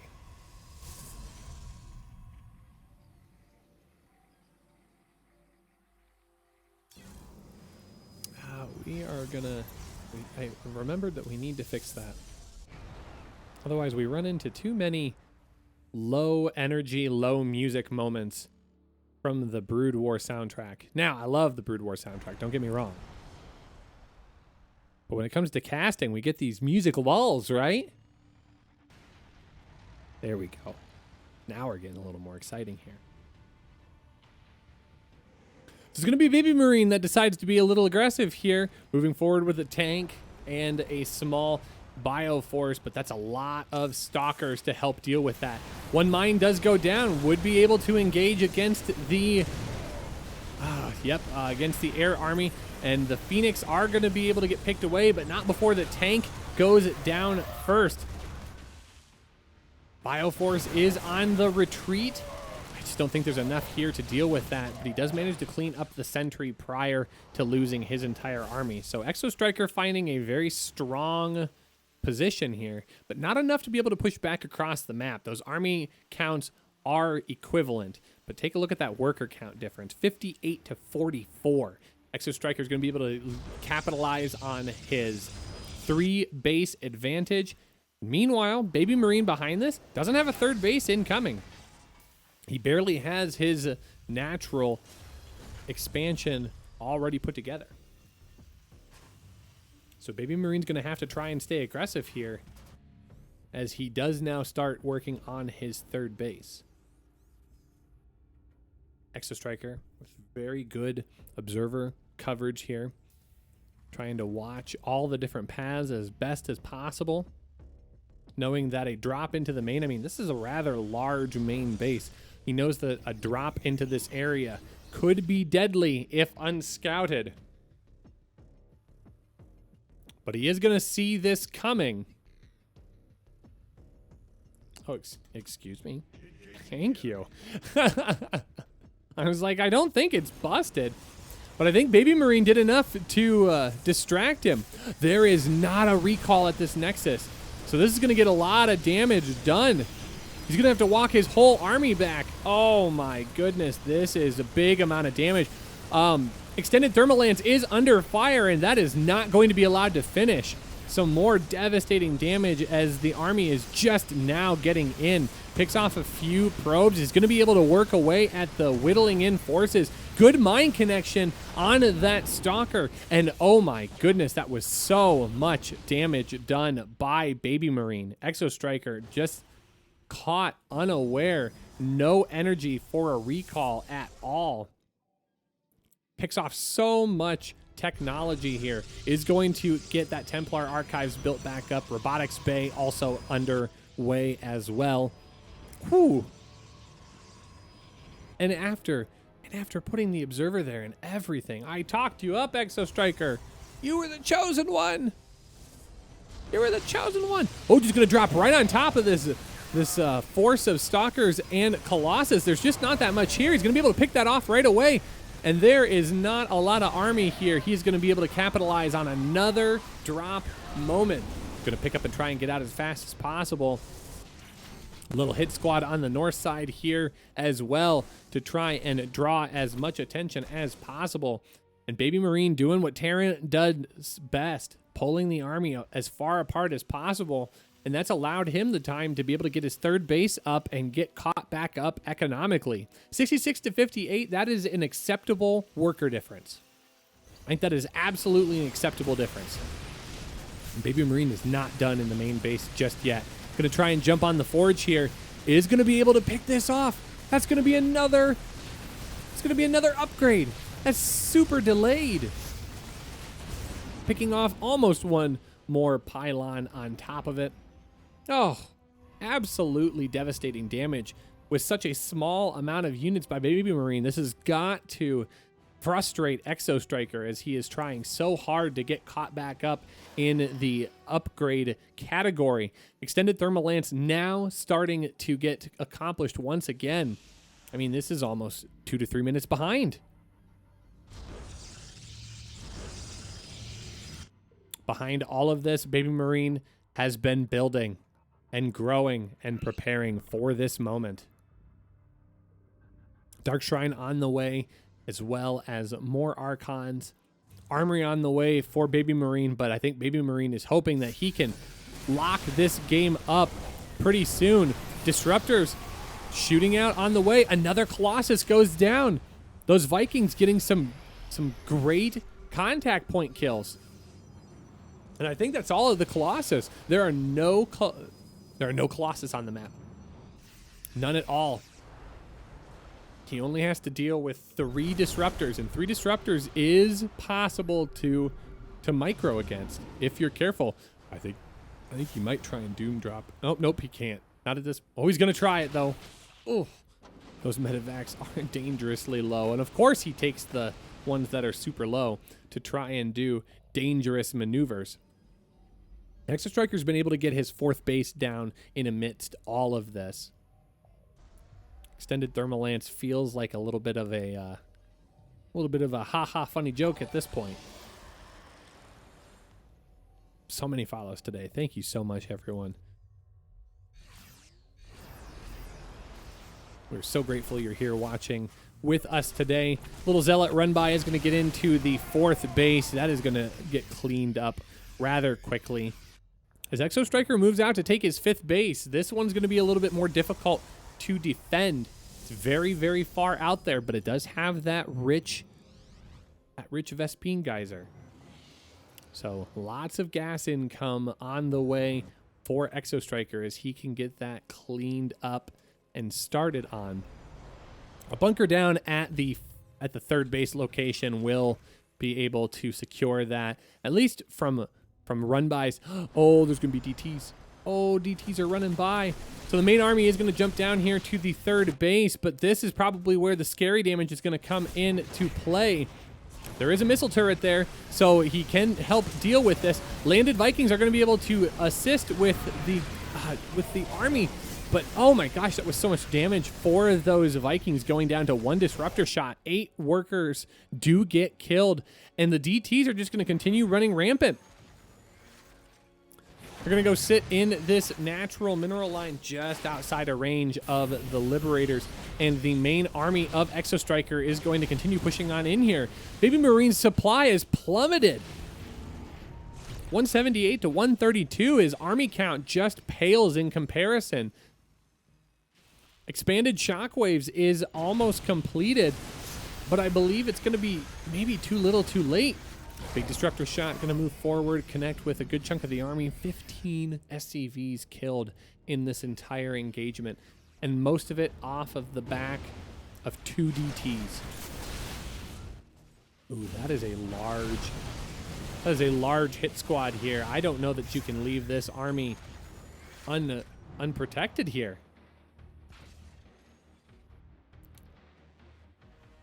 I don't know. This is a bold play here, Baby Marine.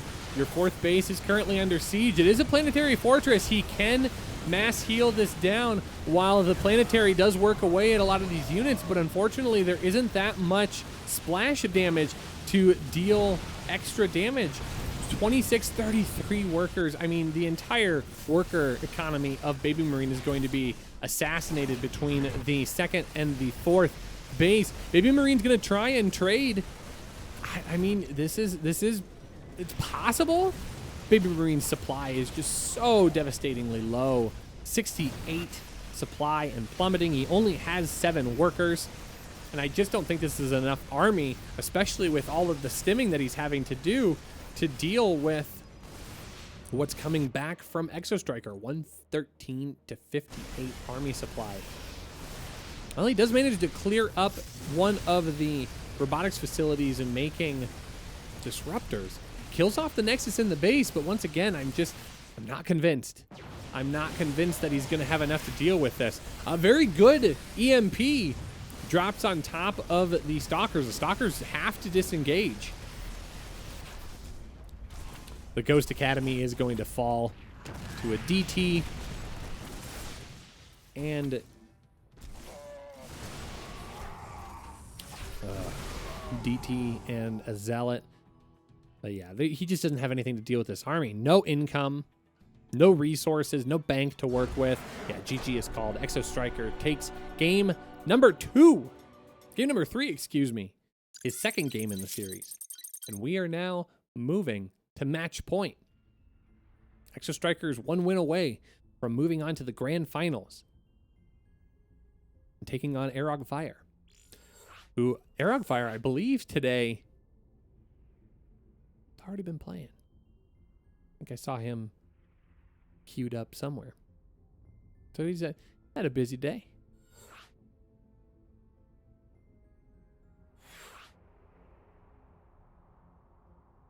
All right, we're going to Nightshade for map number 4.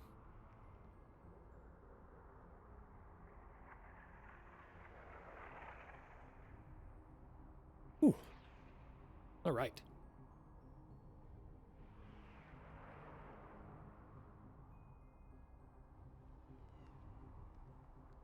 We are getting queued up here. Thank you so much for hanging out with us. Again, 160 awesome people hanging in the chat today. Thank you so much. I really hope you're enjoying these games. I hope you're enjoying my cast. I'm just going to get a quick stretch. Oh. Feel free to check out that Matcherino. All of our codes have been used, which is awesome. Thank you so much. If you feel compelled to contribute further, we are always appreciative of that from you. We use that money to help pay our players, and it helps us provide for future events just like this one. Because we'd love to see a Season 6. Obviously, we've got the player pool to make it happen. So we would definitely like to provide more opportunities for you to get these awesome games. So thank you so much. for hanging out and supporting us. And thank you for supporting StarCraft 2 Esports. But let's get into map number 4 here on Nightshade. Spawning in the bottom right-hand corner. Our green Protoss. Our green Terran. Oh my gosh. Clearly we need to pay more money for a better caster. Spawning in the bottom right-hand corner. Our green Terran playing for Makers. Give it up for Baby Marine.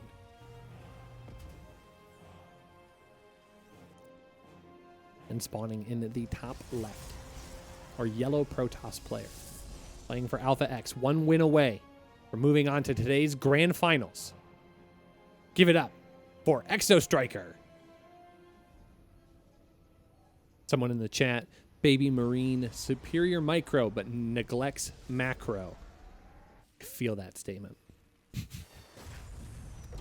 So very important. I think you're absolutely right.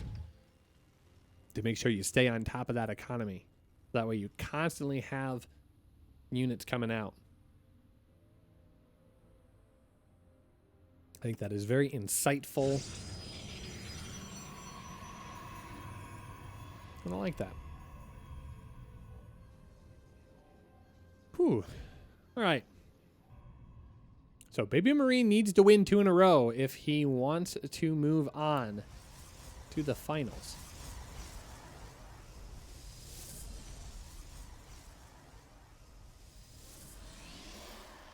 Oh, big jump in viewers. Oh my gosh, you guys are amazing.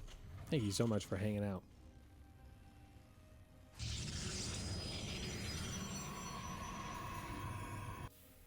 So far, nothing of real consequence happening out on the map. Both players opting to open with not a lot to talk about, but this robotics facility.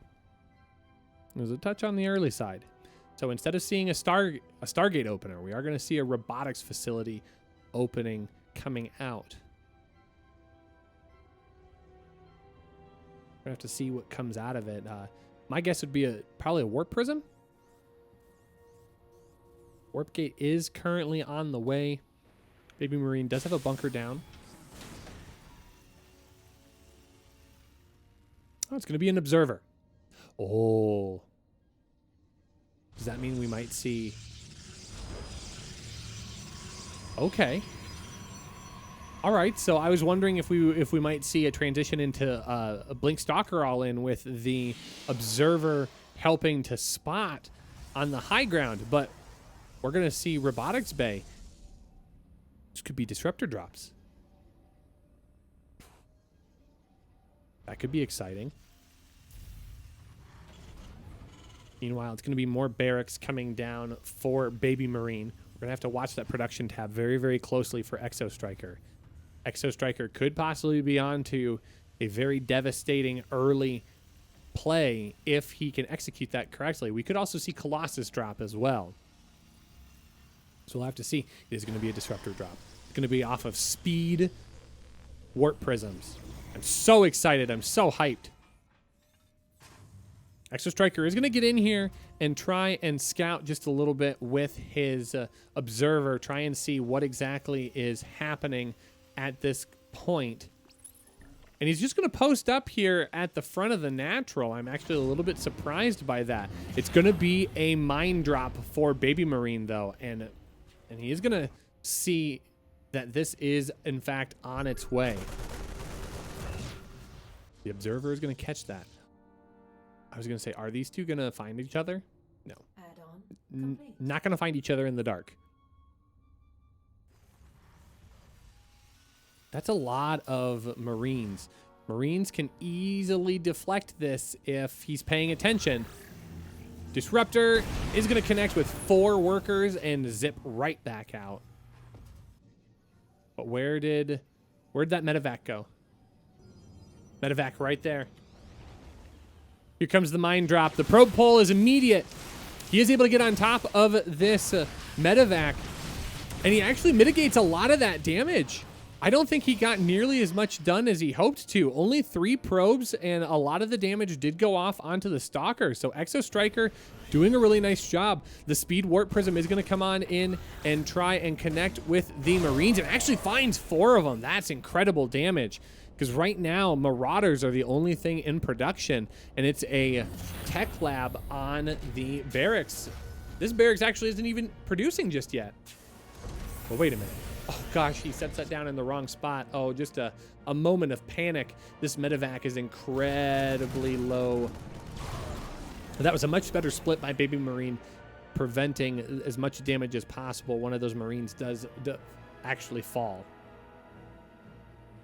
The Noise Bringer. Thank you so much. That's such a great compliment. I really do appreciate that. Casting is something that I've always really enjoyed doing, and I've recently been inspired by some of the community casters in the scene to do more. I definitely got the time to get that done, so I'm gonna hope to get better for you and everyone that likes to watch StarCraft. A really big connection on these SCVs. 5 more workers going down, continuing to get more and more damage. 2 workers did fall on Exo Striker's side of the map, but Exo Striker taking a commanding supply lead, 103 to 77.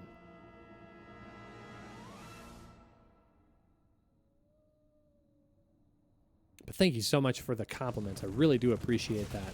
Raven is actually dealing a bit of harassment damage here. I was a little mistaken. On his tech choice right there. We are seeing Combat Shield come out. Stim pack already done. And 1/1, actually just +1 attack on the way. Extended Thermal Lance is almost complete. And Baby Marine's actually going to move out across the map. He scans forward and he sees how much army is actually over here. And I'm surprised that that doesn't slow him down just a little bit. Charges on the way. 1/1, more gateways in production. Exo Striker is going to start exploding here in what he can accomplish in this game. He has almost 20 plus worker count. He has more army. He just kind of has more things right now. He's done so much damage. He really wants to move on. He wants to move on out of this series 3-1 and go face AROG Fire in a PvP in our grand finals. Tank's going to be able to siege up here on the natural, but just out of range of the Nexus. But not out of the range of that warp gate. So 1 warp gate is under assault.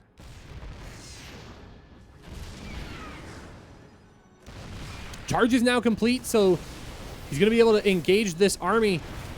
No blink just yet, so not able to blink forward on top of those tanks. Immediately disengages that army. +1 is now complete as well. This is a very scary Protoss army. Yep, Baby Marine's going to do everything he can to try and slow this army down.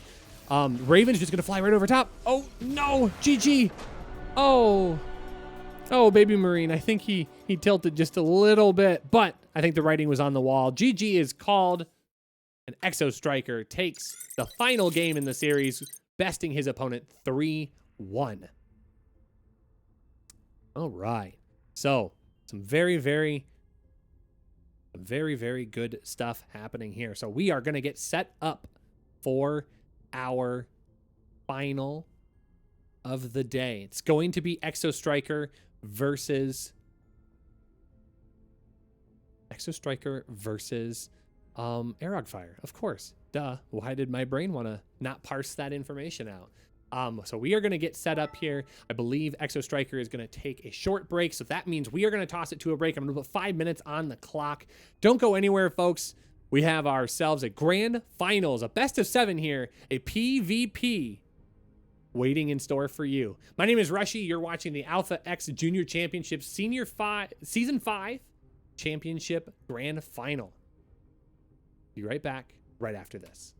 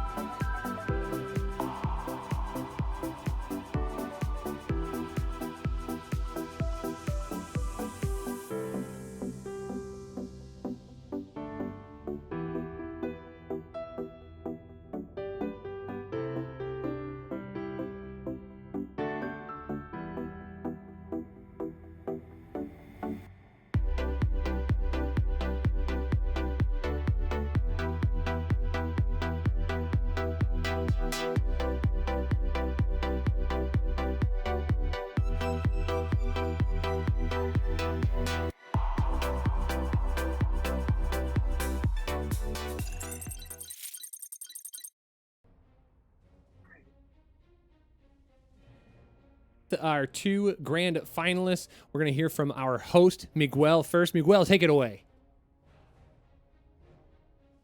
My microphone was muted. Okay, so as I was asking Arofire, so it has always been hard for you to win against Ghosty, against Zerg in general, but against Ghosty especially. How do you feel right now after your victory? Pretty fine. Okay, do you want to elaborate on it?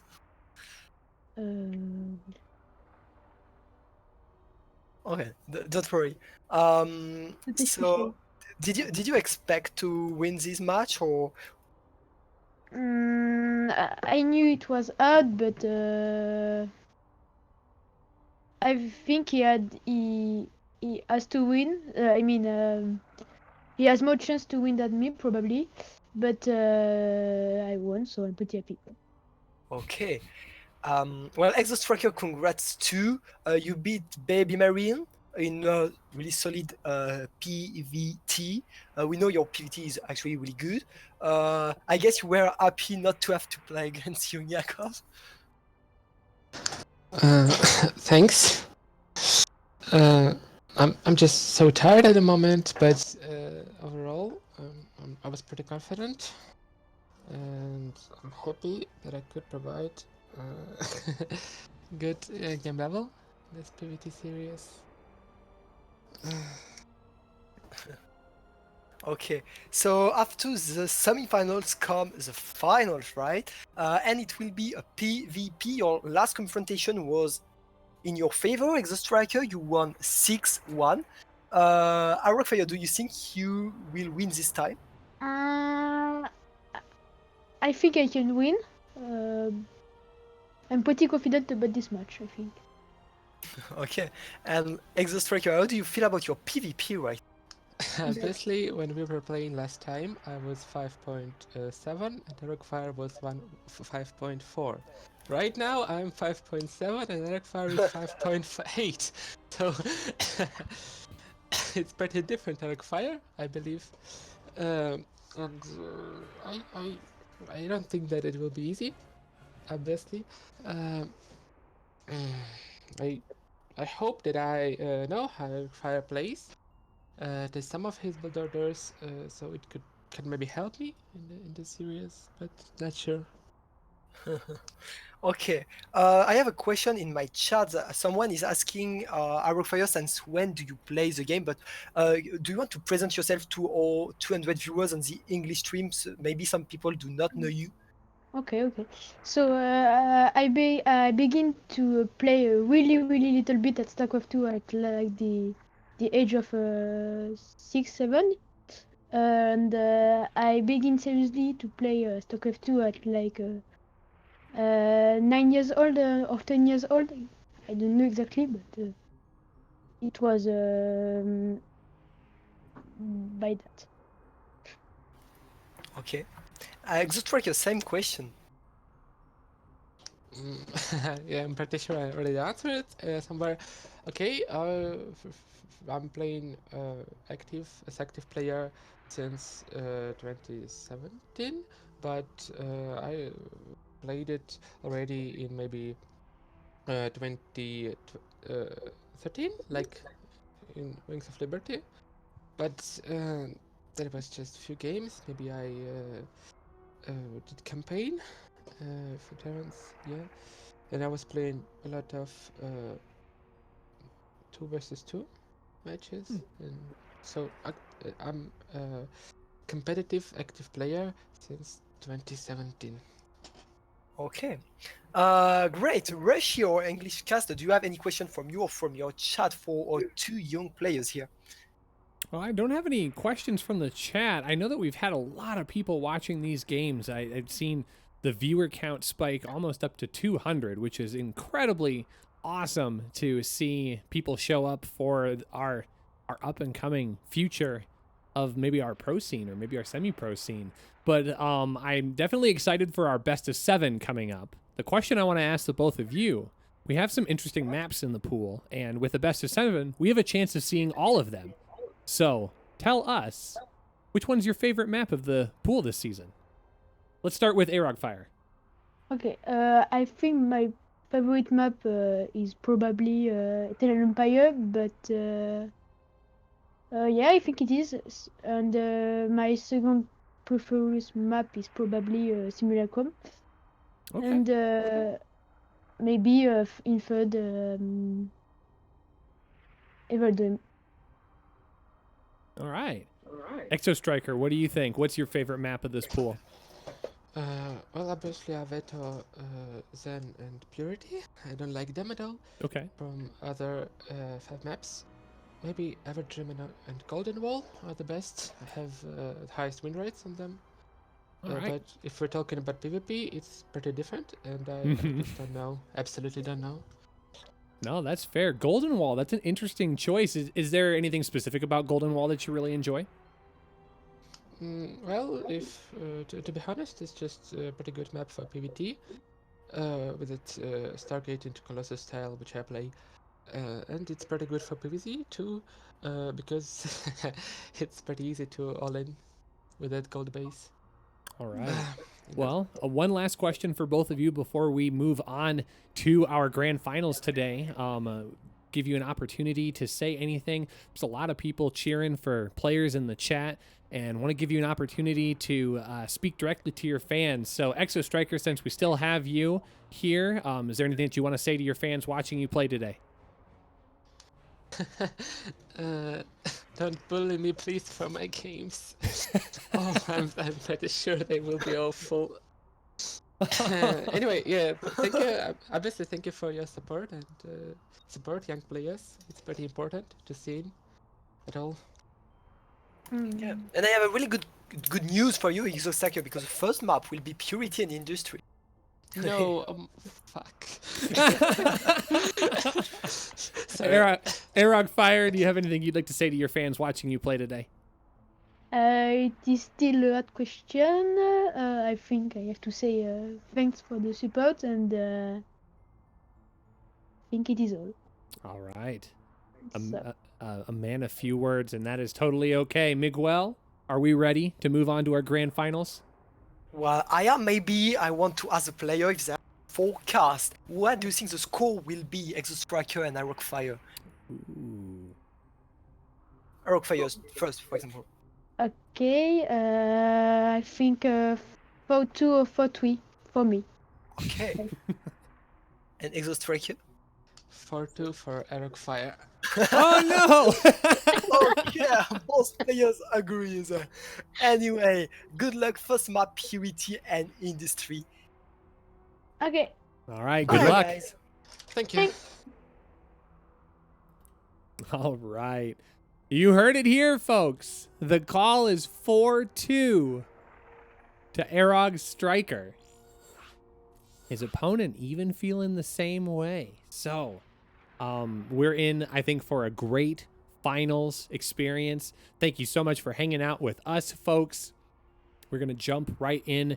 You heard Miguel say our first map is Purity and Industry. It's going to be a PvP. But we're going to get to see all sorts of mirror match-up tactics. Whew. Got me all excited. We're ready to go. It's kind of a neat experience. I'm really glad that Miguel was able to secure a little bit of time for us to hear from these players. And you can tell that these kids are growing. They're learning. Some of them playing from a very, very young age. Like I can't even fathom trying to play at the age of 6 or 7. Way smarter than me. So, very, very cool to see these players set and ready to go. I'm so glad to be able to cast these games for you. A couple of things to note. If you want to catch any of these VODs, they will be available on our YouTube page, AlphaXSC2. Of course, you can always see our events, twitter.com/AlphaXSC2. And if you want to help support this event for future seasons, check out our Patreon AX Junior Championships. That will allow us to help provide future seasons for our future of StarCraft 2. So feel free to check that out. Thank you so much for considering that. We are going to get into our best of 7 series. Let's go. Let's get set up here on Purity and Industry. And that was the wrong hotkey. Psych.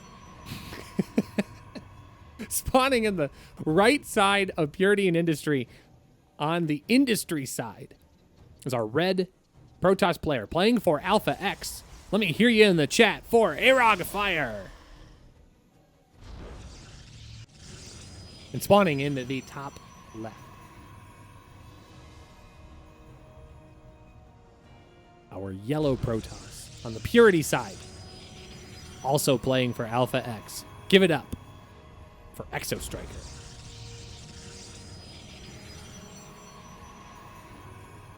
Okay. So it's going to be an Alpha X team kill. And an Alpha X team win. Yo. Mythbuster donating $100. Great job bringing up the next generation. Thank you so much for that massive contribution. We're so grateful for that support. Wow, can I get some love in the chat? Thank you so much. Wow. Wow, I'm at a loss for words. Thank you so much. We're absolutely grateful for you, the players, and you, the audience. And it looks like Arogfire is going to go for a little bit of a proxy here. Possible to see a proxy robo, in fact. So very interesting play here. Yo, thank you so very much once again. Massive support for our youngins of tomorrow. StarCraft 2 has a bright future, my friends, and it's all thanks to viewers like you. Probe is going to get up into the main of Exo Striker and see that there isn't a whole lot here, but it is a Stalker opening for Exo Striker. Probe of Exo Striker is going to get up and see not a whole lot as well, but this is what he needs to find, and he hasn't found it just yet. He is looking for it, though. Exo Striker swinging around the map, trying to find the angle, trying to find what he needs to see. And it is going to be an early... It's going to be an early Immortal. Oh, gosh, he's so close to it. And just not able to connect.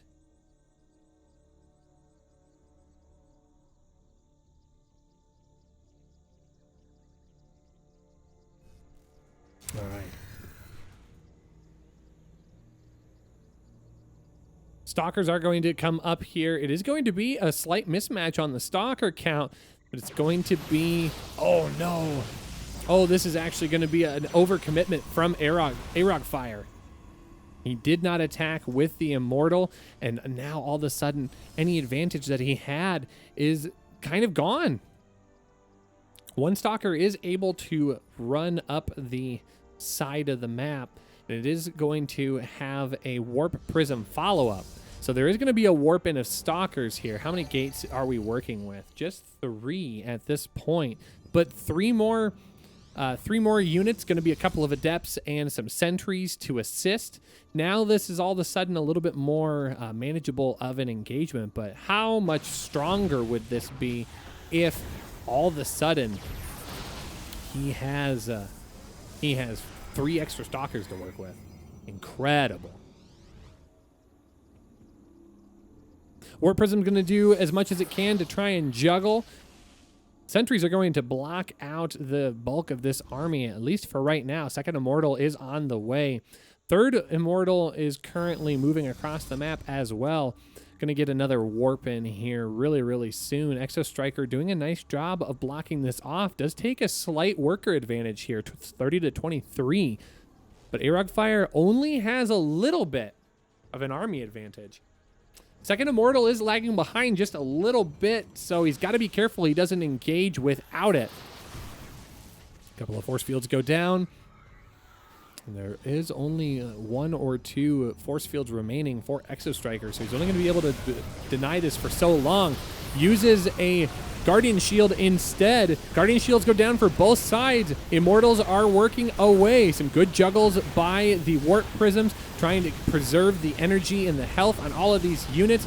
A warp in is going to happen here, but not a lot to warp in for Arogfire. A couple more things do get picked off as Arogfire is slowly starting to work his way forward. 2 Immortals, greater than 1, and math is definitely showcasing itself here. A third Immortal is going to make this even more difficult for Exo Striker to deal with. Immortal's going to push forward, and the natural base is now under assault just a little bit.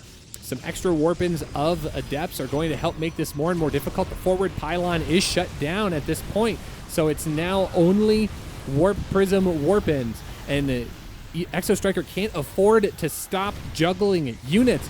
Arogfire now has 4 Immortals. 4 Immortals is going to make this so difficult for Exo Striker to deal with.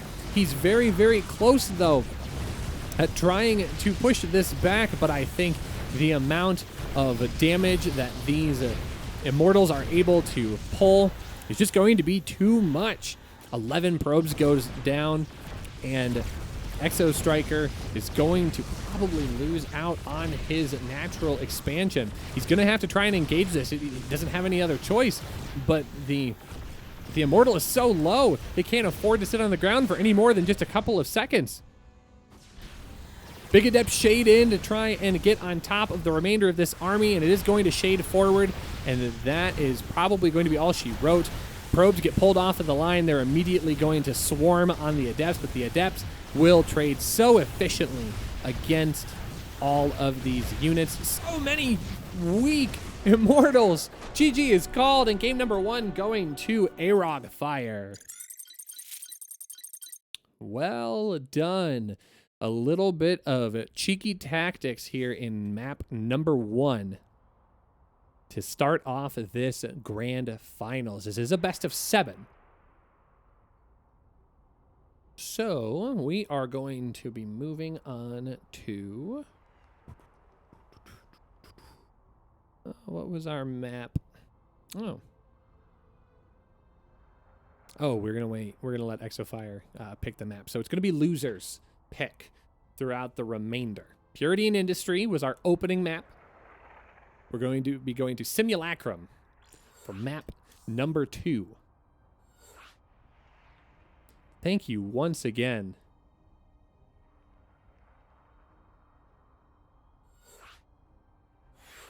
That $100 contribution, Mythbringer. What a god. What a god of esports.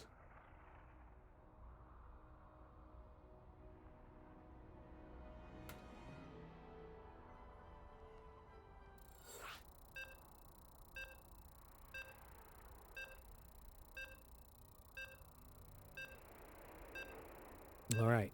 Map number 2, Simulacrum. Both of these players are set and ready to go.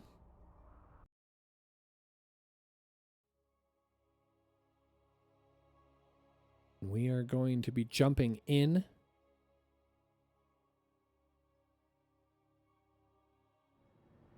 Okay, we're going to get everything set up here. Oh, that's a song. It's a song that I can sing forever. There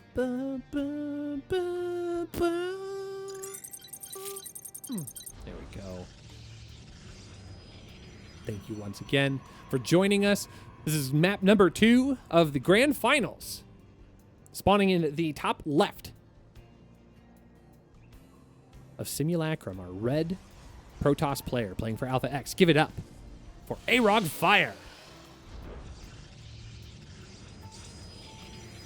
And spawning in the bottom right, our yellow Protoss looking for his first win in this series. He called it. He said he could win 2. So we're going to see if he can pick it up in this game. Give it up for Alpha X's Exo Striker.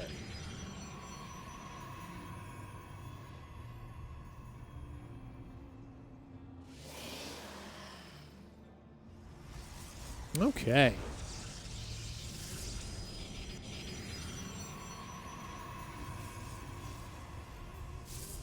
So we're going to find ourselves working on a rather standard opening for both of our players. Arog Fire, I don't know if he's scouting or if he's looking to be cheeky once again. I think he's going to go for a cheeky pylon. Right there. Yep. Okay. So, Exo Striker going to do the same thing. And Exo Striker's looking. He's looking for it. So now we're going to have to see if Arog has hit it well enough, or is he going to try and do his own proxy? Oh, it's entirely possible. Okay. So, waiting for the core to finish up here. It's going to be another proxy robo facility. Oh, please. Nope, not going to see it. Neither player are going to see each other at this point.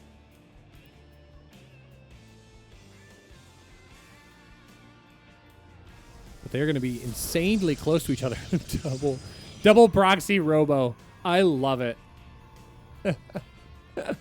Oh, this is like that Broadway song. Anything you can do, I can do better. We're going to see if we can actually, if he can actually do it better. But they're so close to each other. Like, I think I can get them. I can get them on the same screen. It's going to be a gateway here as well. Okay, so Exo Striker doubling down. A couple more Stalkers coming out here for Arog Fire. Stalker is going to be the choice of tech for Exo Striker as well. So it's all sorts of good here right now for Arog Fire. But this is the biggest difference. Exo Striker going for the extra gateway at this location as well.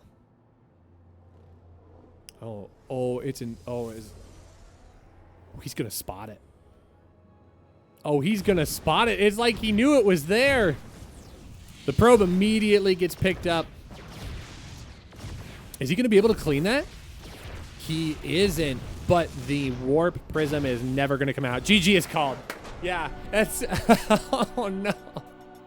That's devastating damage. Oh, we don't need to rewind. We can just quit out. Yeah, jumps on top of it. It's almost like he knew it was there. That's great intuition. So Exo Striker trying to get extra cheeky in game number 2, but just unfortunate.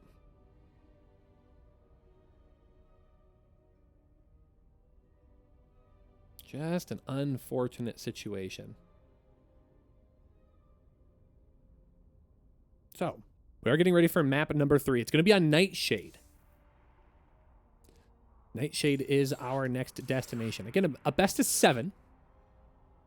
Sorry if that wasn't very clear going into this series. So fun to see all of the Alpha X clan tags in this lobby. Very, very excited.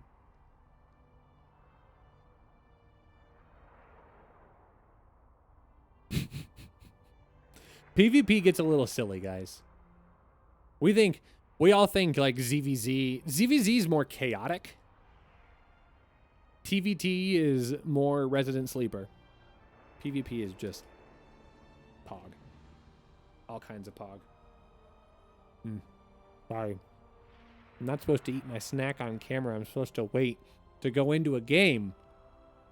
And then you can't see me sneak a snack. I call them sneaky snacks.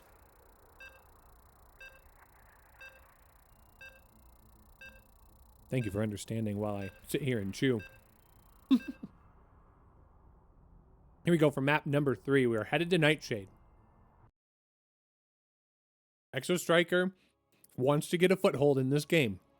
Arog Fire wants to continue pushing and giving himself the chance to be the best, like no one ever was.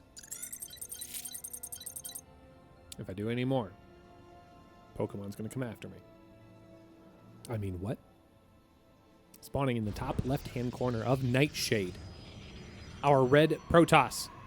Up 2-0 in this series, looking for a 3rd win. Give it up for Alpha X's Arog Fire. And spawning in the bottom right. Looking for his first win in this series. Down 0-2. But not out just yet. Give it up for Alpha X's Exo Striker.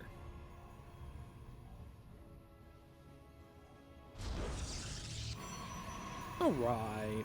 So, Nightshade is a little bit of a bigger map. Could potentially provide for some more cheeky locationing from our 2 players.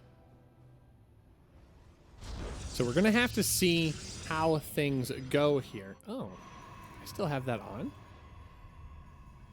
Well, that makes sense. I guess I played the other day.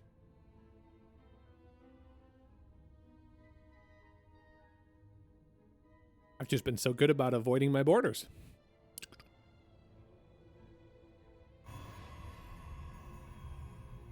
All right, Cybernetics core coming down.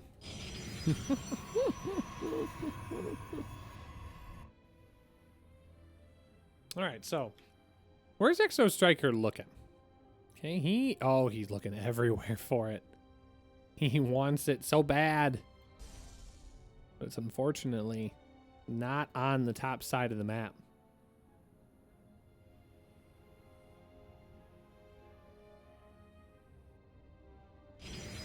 All right, so it's going to be a third play on the robotics facility. Exo Striker continuing to look for it. He's not going to find it quite yet. Got to come all the way down here, and he's not going to make it there just yet.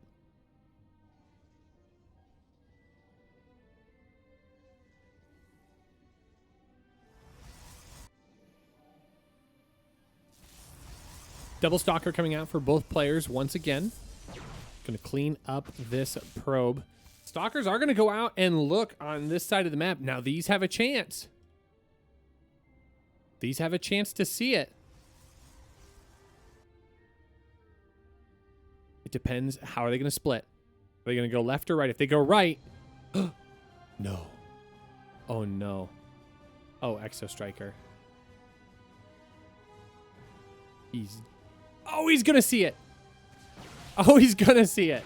All right, but the two Stalkers there are going to be able to shut that down. So it is going to be an immediate disadvantage for... Oh, excuse me.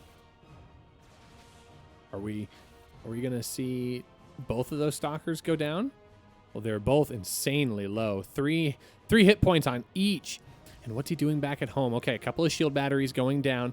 Those two Stalkers are going to get out alive. So that is going to be DPS that he does have access to. He can back those up and get them in range of a shield battery, and that can be insanely helpful as a part of this fight. He's going to have to wait for that Warp Prism to get over there before he can engage this, because he's not going to be able to fight up that ramp. But Warp Gate research is going to be done for both players. So a Sentry is going to get involved. It is going to be... that's probably going to get engaged upon almost right away. Adepts are going to shade forward and confirm the army location. That pylon is immediately going to go down. So the forward pylon is actually going to supply block Exo Striker at this point. One force field does go down, does isolate off the units.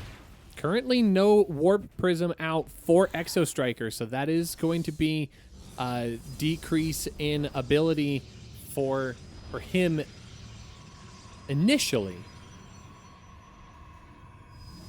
But Arog Fire going to continue being aggressive here. Big shade forward.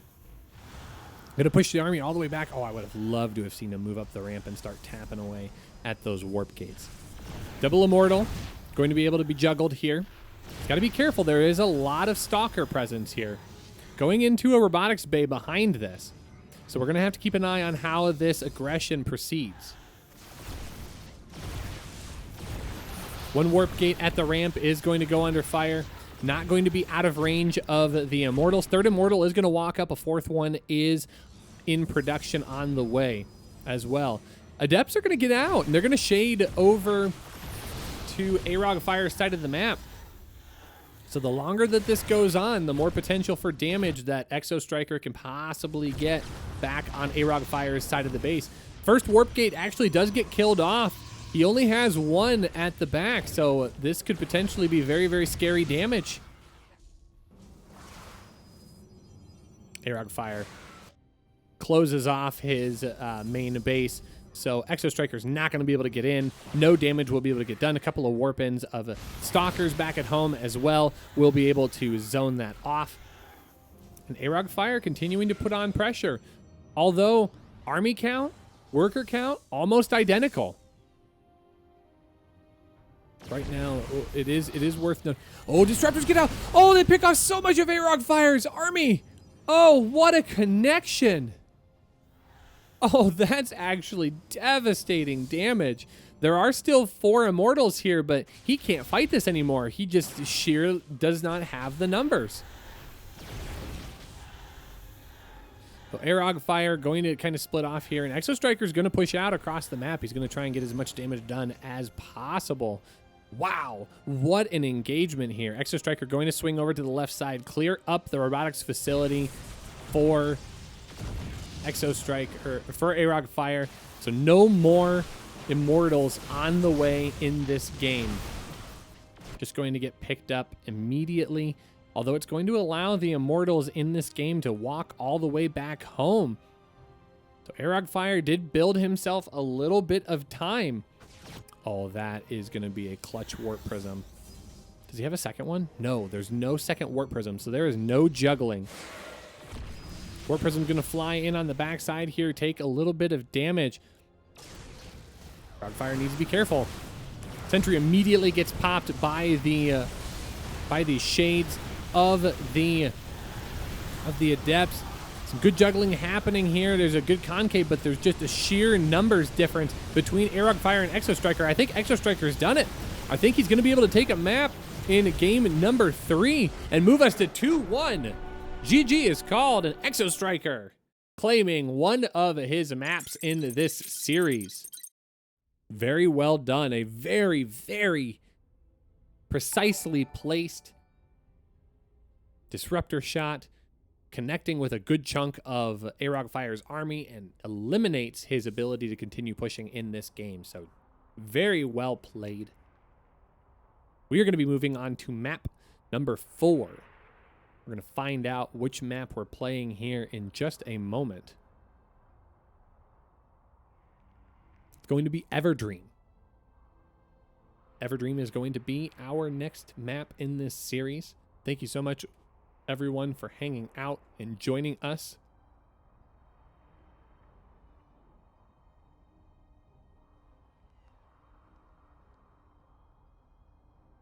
Ooh. All right. Map number 4 incoming. Thank you once again so much, Mythbuster. I cannot even begin to thank you enough. And thank you to everybody who is spending time in our stream today. Here we go. Map number 4. Everdream PvP 2-1.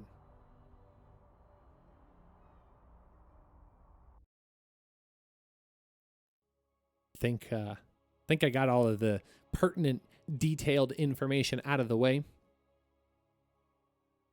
Whew. Okay. Flip. All right. Into map number 4. We are spawning on Everdream. Spawning in the top right-hand corner is this red Protoss player playing for Team Alpha X, looking for his 3rd win. Give it up for AROG Fire. And spawning in the bottom left. Or yellow Protoss, also playing for Team Alpha X, looking for a 2nd win, clawing back in this series. Give it up for Exo Striker.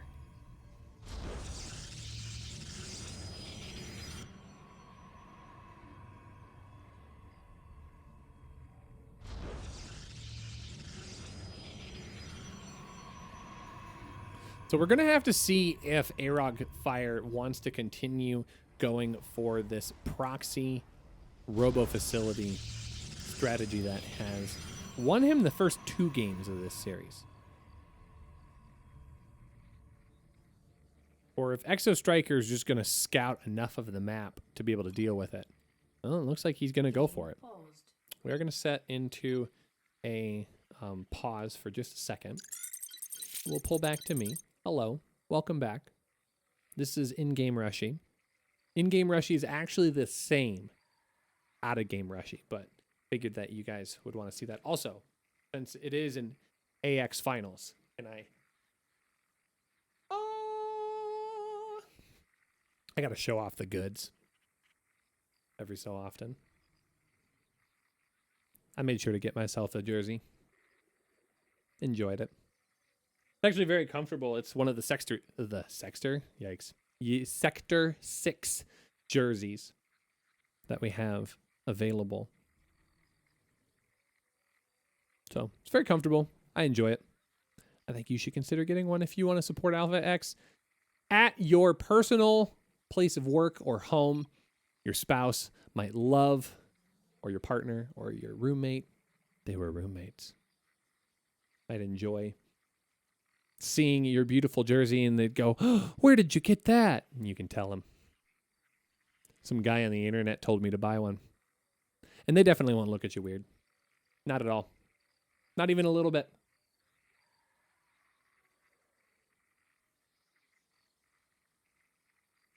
All right.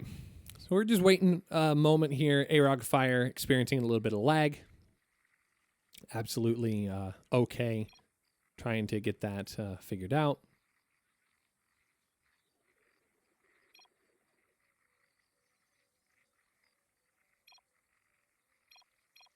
Alrighty. I think we are set and ready to go. The countdown has begun, and we are back in. So thank you so much for your patience in this game. AROG Fire is going to go for that proxy robo. Proxy something, at least. Once again. Exo Striker going to scout. He's immediately going to look for it. He's going to find it. At least if he stays on the current probe path. So I'm wondering if that's going to be an interesting decision that AROG Fire has to shift into.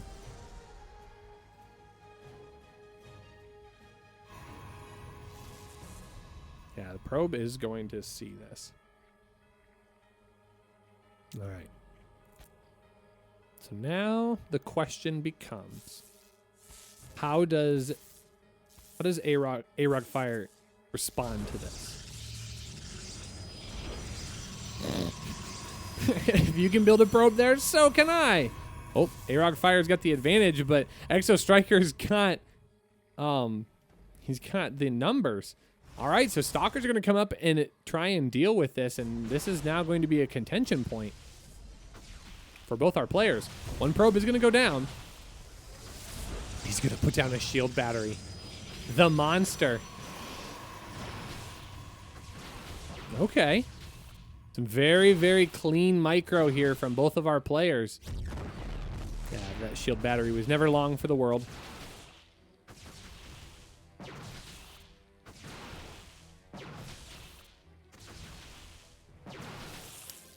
And he is going to continue moving into his proxied robo facility. It's going to be the exact same build as game number 3 here in game number 4. But right now, Exo Striker's not doubling down on this just yet. No shield batteries at the front. That could be a telling situation here. But I don't know if AROG Fire is going to want to engage this just yet. It's going to send the probe up to scout. And what's he going to see? He is going to see not a whole lot. Now here comes the shield battery. Now that the warp prism is here, it's going to get a nice little warp in to Adepts. 2 Adepts and a sentry. And now our watch begins, chat. Do you feel like you have deja vu? Because you do. One Stalker does get picked away here. The Gateway not yet done researching Warp Gate. So the timing on this is actually a little bit faster here. Shield Battery is going to start putting in some extra work for Exo Striker. That's going to be an advantage that he has over his opponent. Some good force fields going to zone out the army of Exo Striker. One Gateway does fall. Force field on the ramp is going to provide a little bit, but not a whole lot of pressure for AROG Fire. AROG Fire getting a little bit better engagement in this game. However, a Disruptor is currently in production. Another robotics bay did go down. So we're going to have to see if We're going to have to see if Exo Striker can get the connections that he got in game number 3, which secured him his win. First Disruptor out. Has not fired just yet. Waiting very, very patiently. Trading a lot of damage with those Immortals. First shot goes off, and it does manage to clip a good chunk of the army, but not as much as he got in game number 3. Probe coming back across the map here. Good shade forward, trying to scout out where the armies are for both players. A second Disruptor going to be here. It's always a proxy in PvP. Always a proxy. That's fair. Barrier going to go down. Whew. Shield battery actually healing up a little bit of that pylon. I think he's going to try and tap it one more time. One more time. Oh. All right, now actually, AROG Fire going all the way back home. He's expecting a pushback across the map. Trying to hold as much as possible. That pylon will go down, and it actually depowers a couple of buildings, but not anything of major consequence here. So Exo Striker getting ready to push back across the map, or at least AROG Fire is expecting him to. He was getting a couple of shield batteries, now opts to get his Nexus, thinking that he can continue to deal damage here across the map. He does have enough. Does he have enough for recall? No, he doesn't. Oh, no recall. If he's going to have those Immortals, he's got to get them back now. And they are on their way. A proxied Stargate as well out on the map. That is going to kill the Warp Prism of Exo Striker. But here's where the real magic is happening. Back at AROG Fire's base, Exo Striker taking a slight army lead, missing those 2 Immortals. Exo Striker is going to be able to continue getting more and more damage. He is going to lift up one of the Disruptors. And oh no, the Warp Prism does get picked off, so that means no more Immortal Juggle. Exo Striker takes another big jump in army lead here, and I think he's going to clean up his second game. I think map number 4 is absolutely going to go to Exo Striker. Some very strong lifts on the Disruptors. All the Disruptors are off the map, but it doesn't matter. GG is called, and Exo Striker evens up the series 2-2. So we're going to have to see how AROG Fire reacts to this. Because this is now the second game in a row where his strategy has not worked out in his defense. All right. So we are going to go to Zen LE. Yet another potentially cheesy map for our Protoss players. We're going to have to see where everything gets proxied in this one. Or will we see AROG Fire go with a different strategy? We'll have to find out next time on Dragon Ball Z. Dun, dun, dun, dun, dun, dun, dun, dun.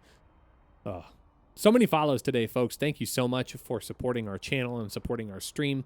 Exclamation point Matcherino in the chat if you want to support us in this tournament further. Feel free to check that out. I believe all the codes have been used for this tournament, so thank you so much. That allows us to get plenty of codes for our upcoming events so we can continue supporting our players. If you want to go further and provide some of your own money, we would certainly appreciate it. I know that a lot of our funds, if not all of them, go towards supporting our productions and our players. And we're so grateful for everything that you kick in. If you want to support a season 6 of the AX Junior Championships, feel free to check out our Patreon, AX Junior Championships, to contribute to that. We have so many up and coming players that we love supporting. We're super psyched that we get to support 2 AX players in these finals. But we definitely know that there are plenty of players playing from all around the world on all sorts of different teams. So thank you so much for helping us support them as we get into game number 5. The series is all tied up. Who's going to win the next game? It could be this player spawning in the top right, or Red Protoss. playing for Alpha X. Give it up for Arog Fire. Or it could be this player spawning in the bottom left of Zen. Our yellow Protoss playing for Alpha X. Give it up for Exo Striker. So if we want to talk momentum, Exo Striker definitely sitting with plenty of it right now.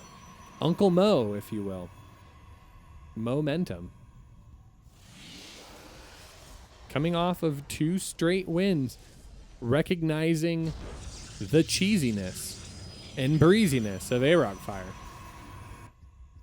And it looks like it's going to continue here in game number 5.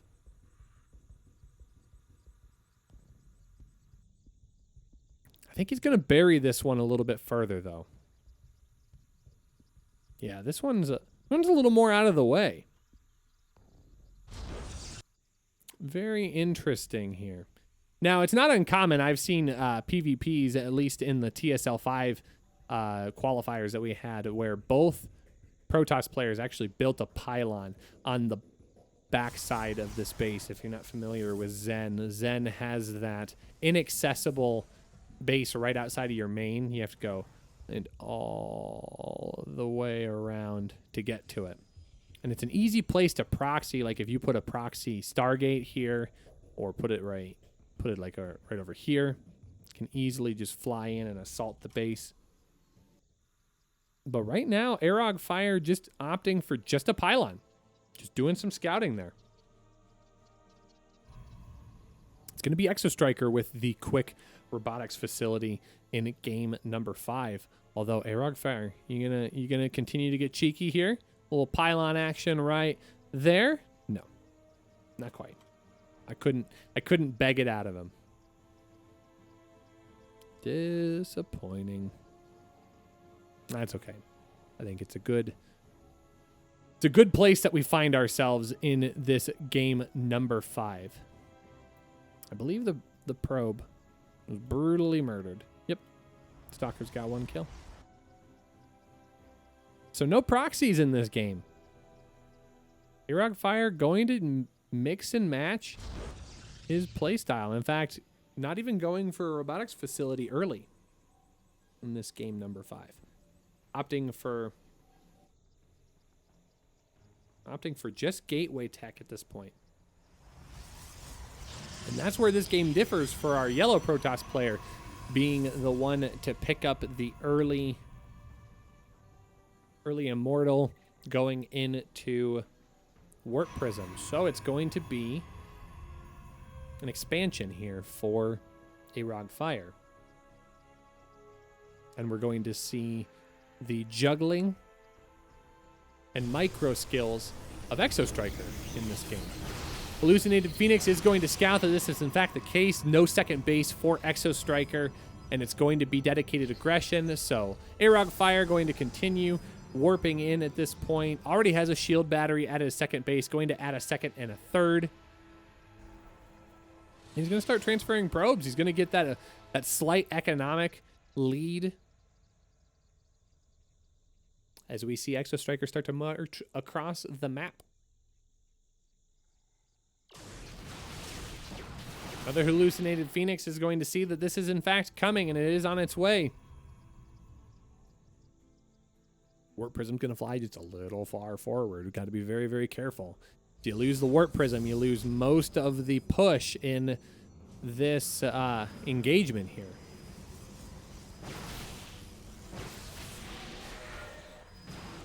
All right, Adept's going to shade in, try and see what it has here. Going to be pylon blocked, so no jump into the main base at this point. Going to be a disruptor once again. It's going to have to walk its way across the map if it wants to participate in this fight. 1 Immortal out already for Arog Fire. That disruptor just making its way downtown, so it can be a part of this engagement here. And Exo Striker is going to continue to get more and more aggressive.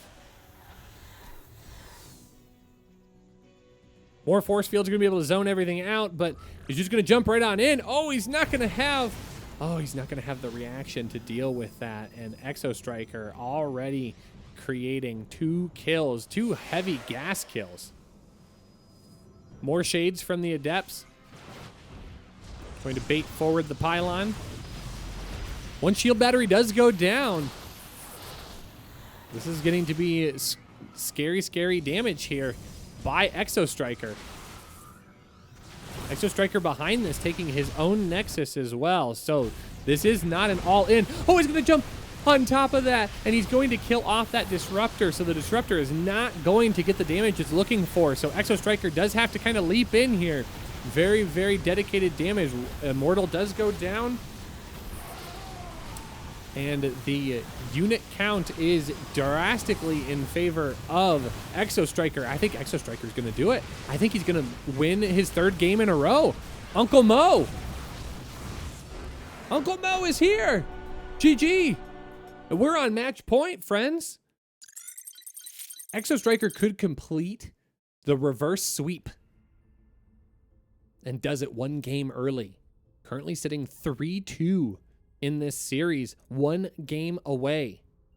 Neither player predicted this. Both players predicted a 4-2 victory for AROG Fire.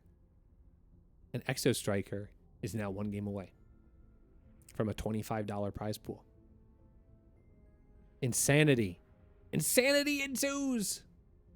AROG Fire picks Eternal Empire for map number 6.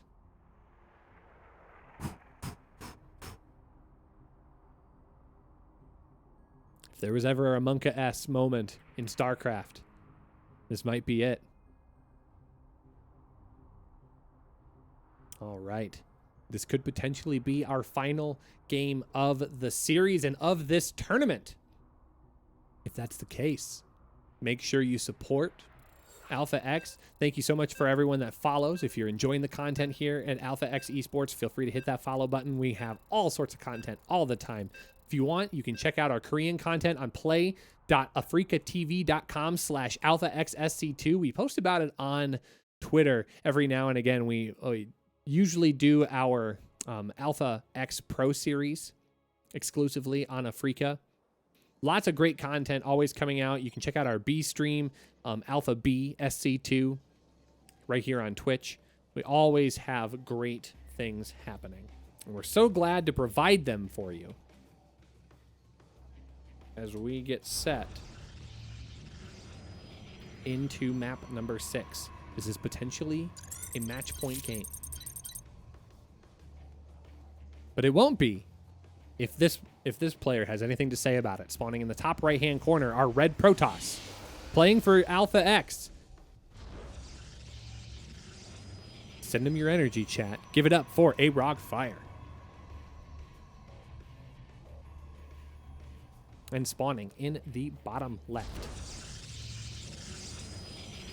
our yellow Protoss, 1 win away from completing the reverse sweep on his opponent. Playing for Alpha X, give it up for Exo Striker.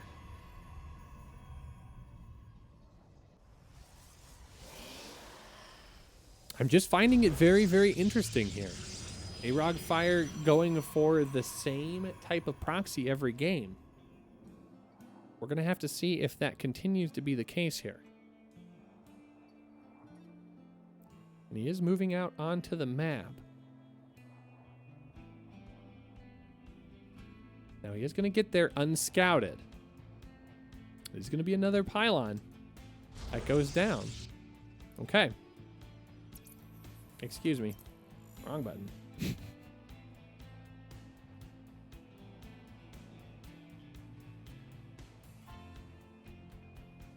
It's going to be a pretty standard opening from both players. So the question now becomes, it's the pylon here. This is the pylon that's missing in the mineral line, and that's what he's scouting for. He's looking for that second pylon that just does not exist in this base. So he is going to go for that proxy robo once again. He didn't like how game number 5 went. He missed his proxy.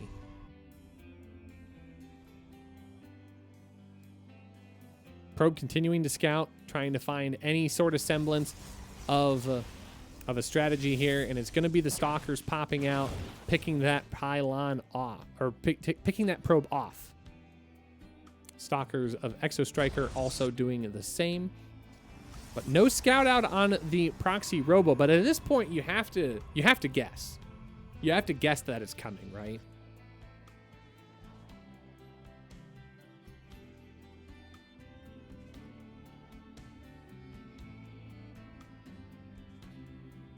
Immortal already halfway done being chronoed out at this point.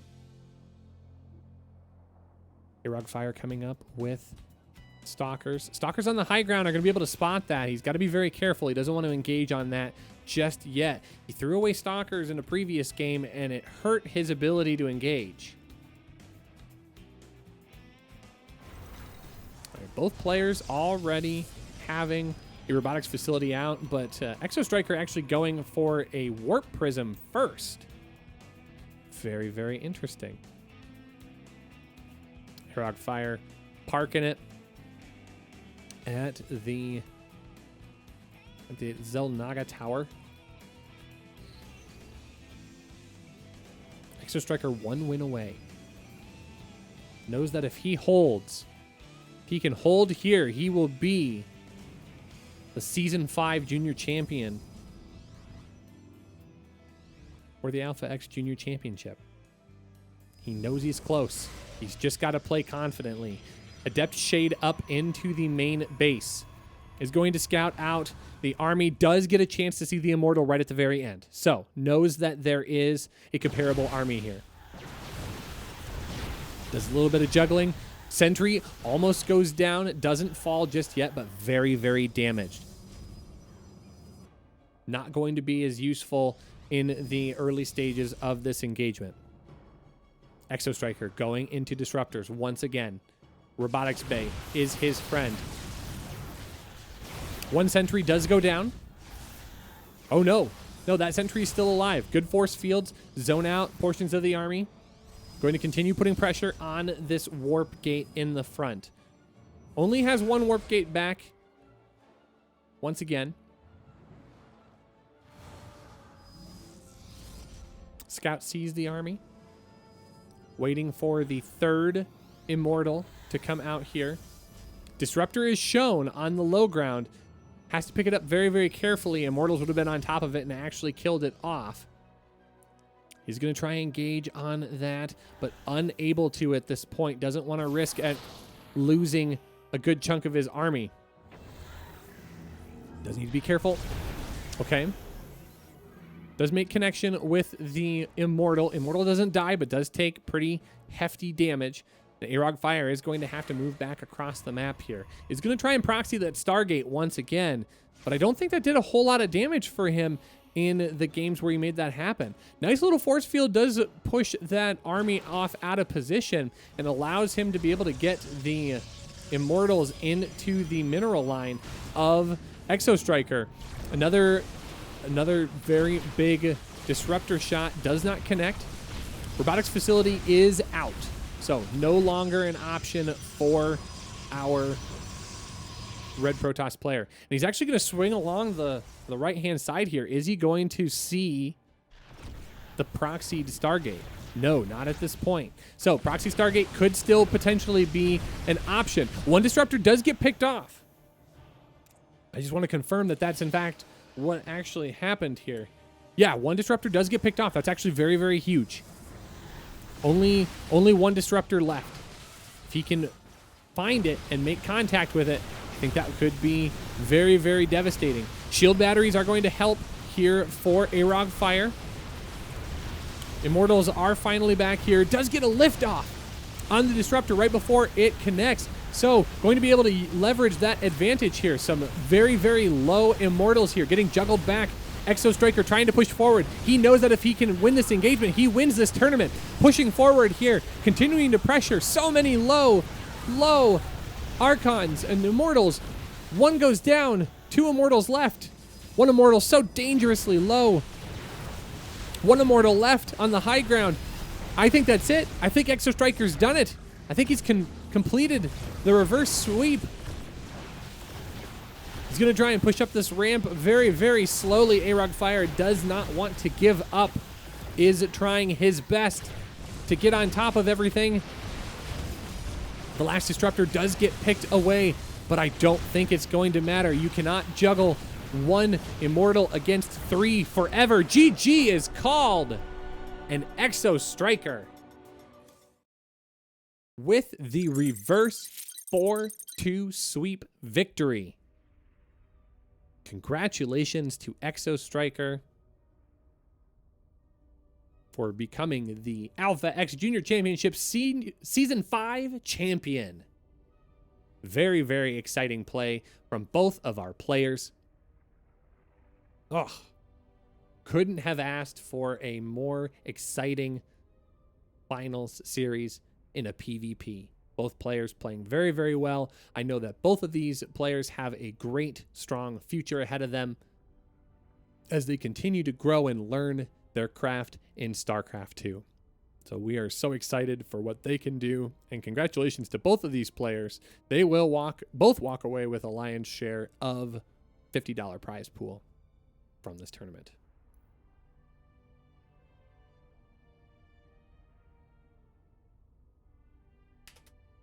So I'm going to check and make sure that we don't have anything else that we need to address.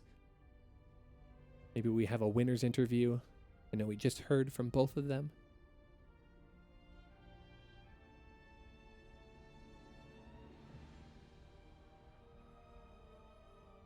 Alrighty.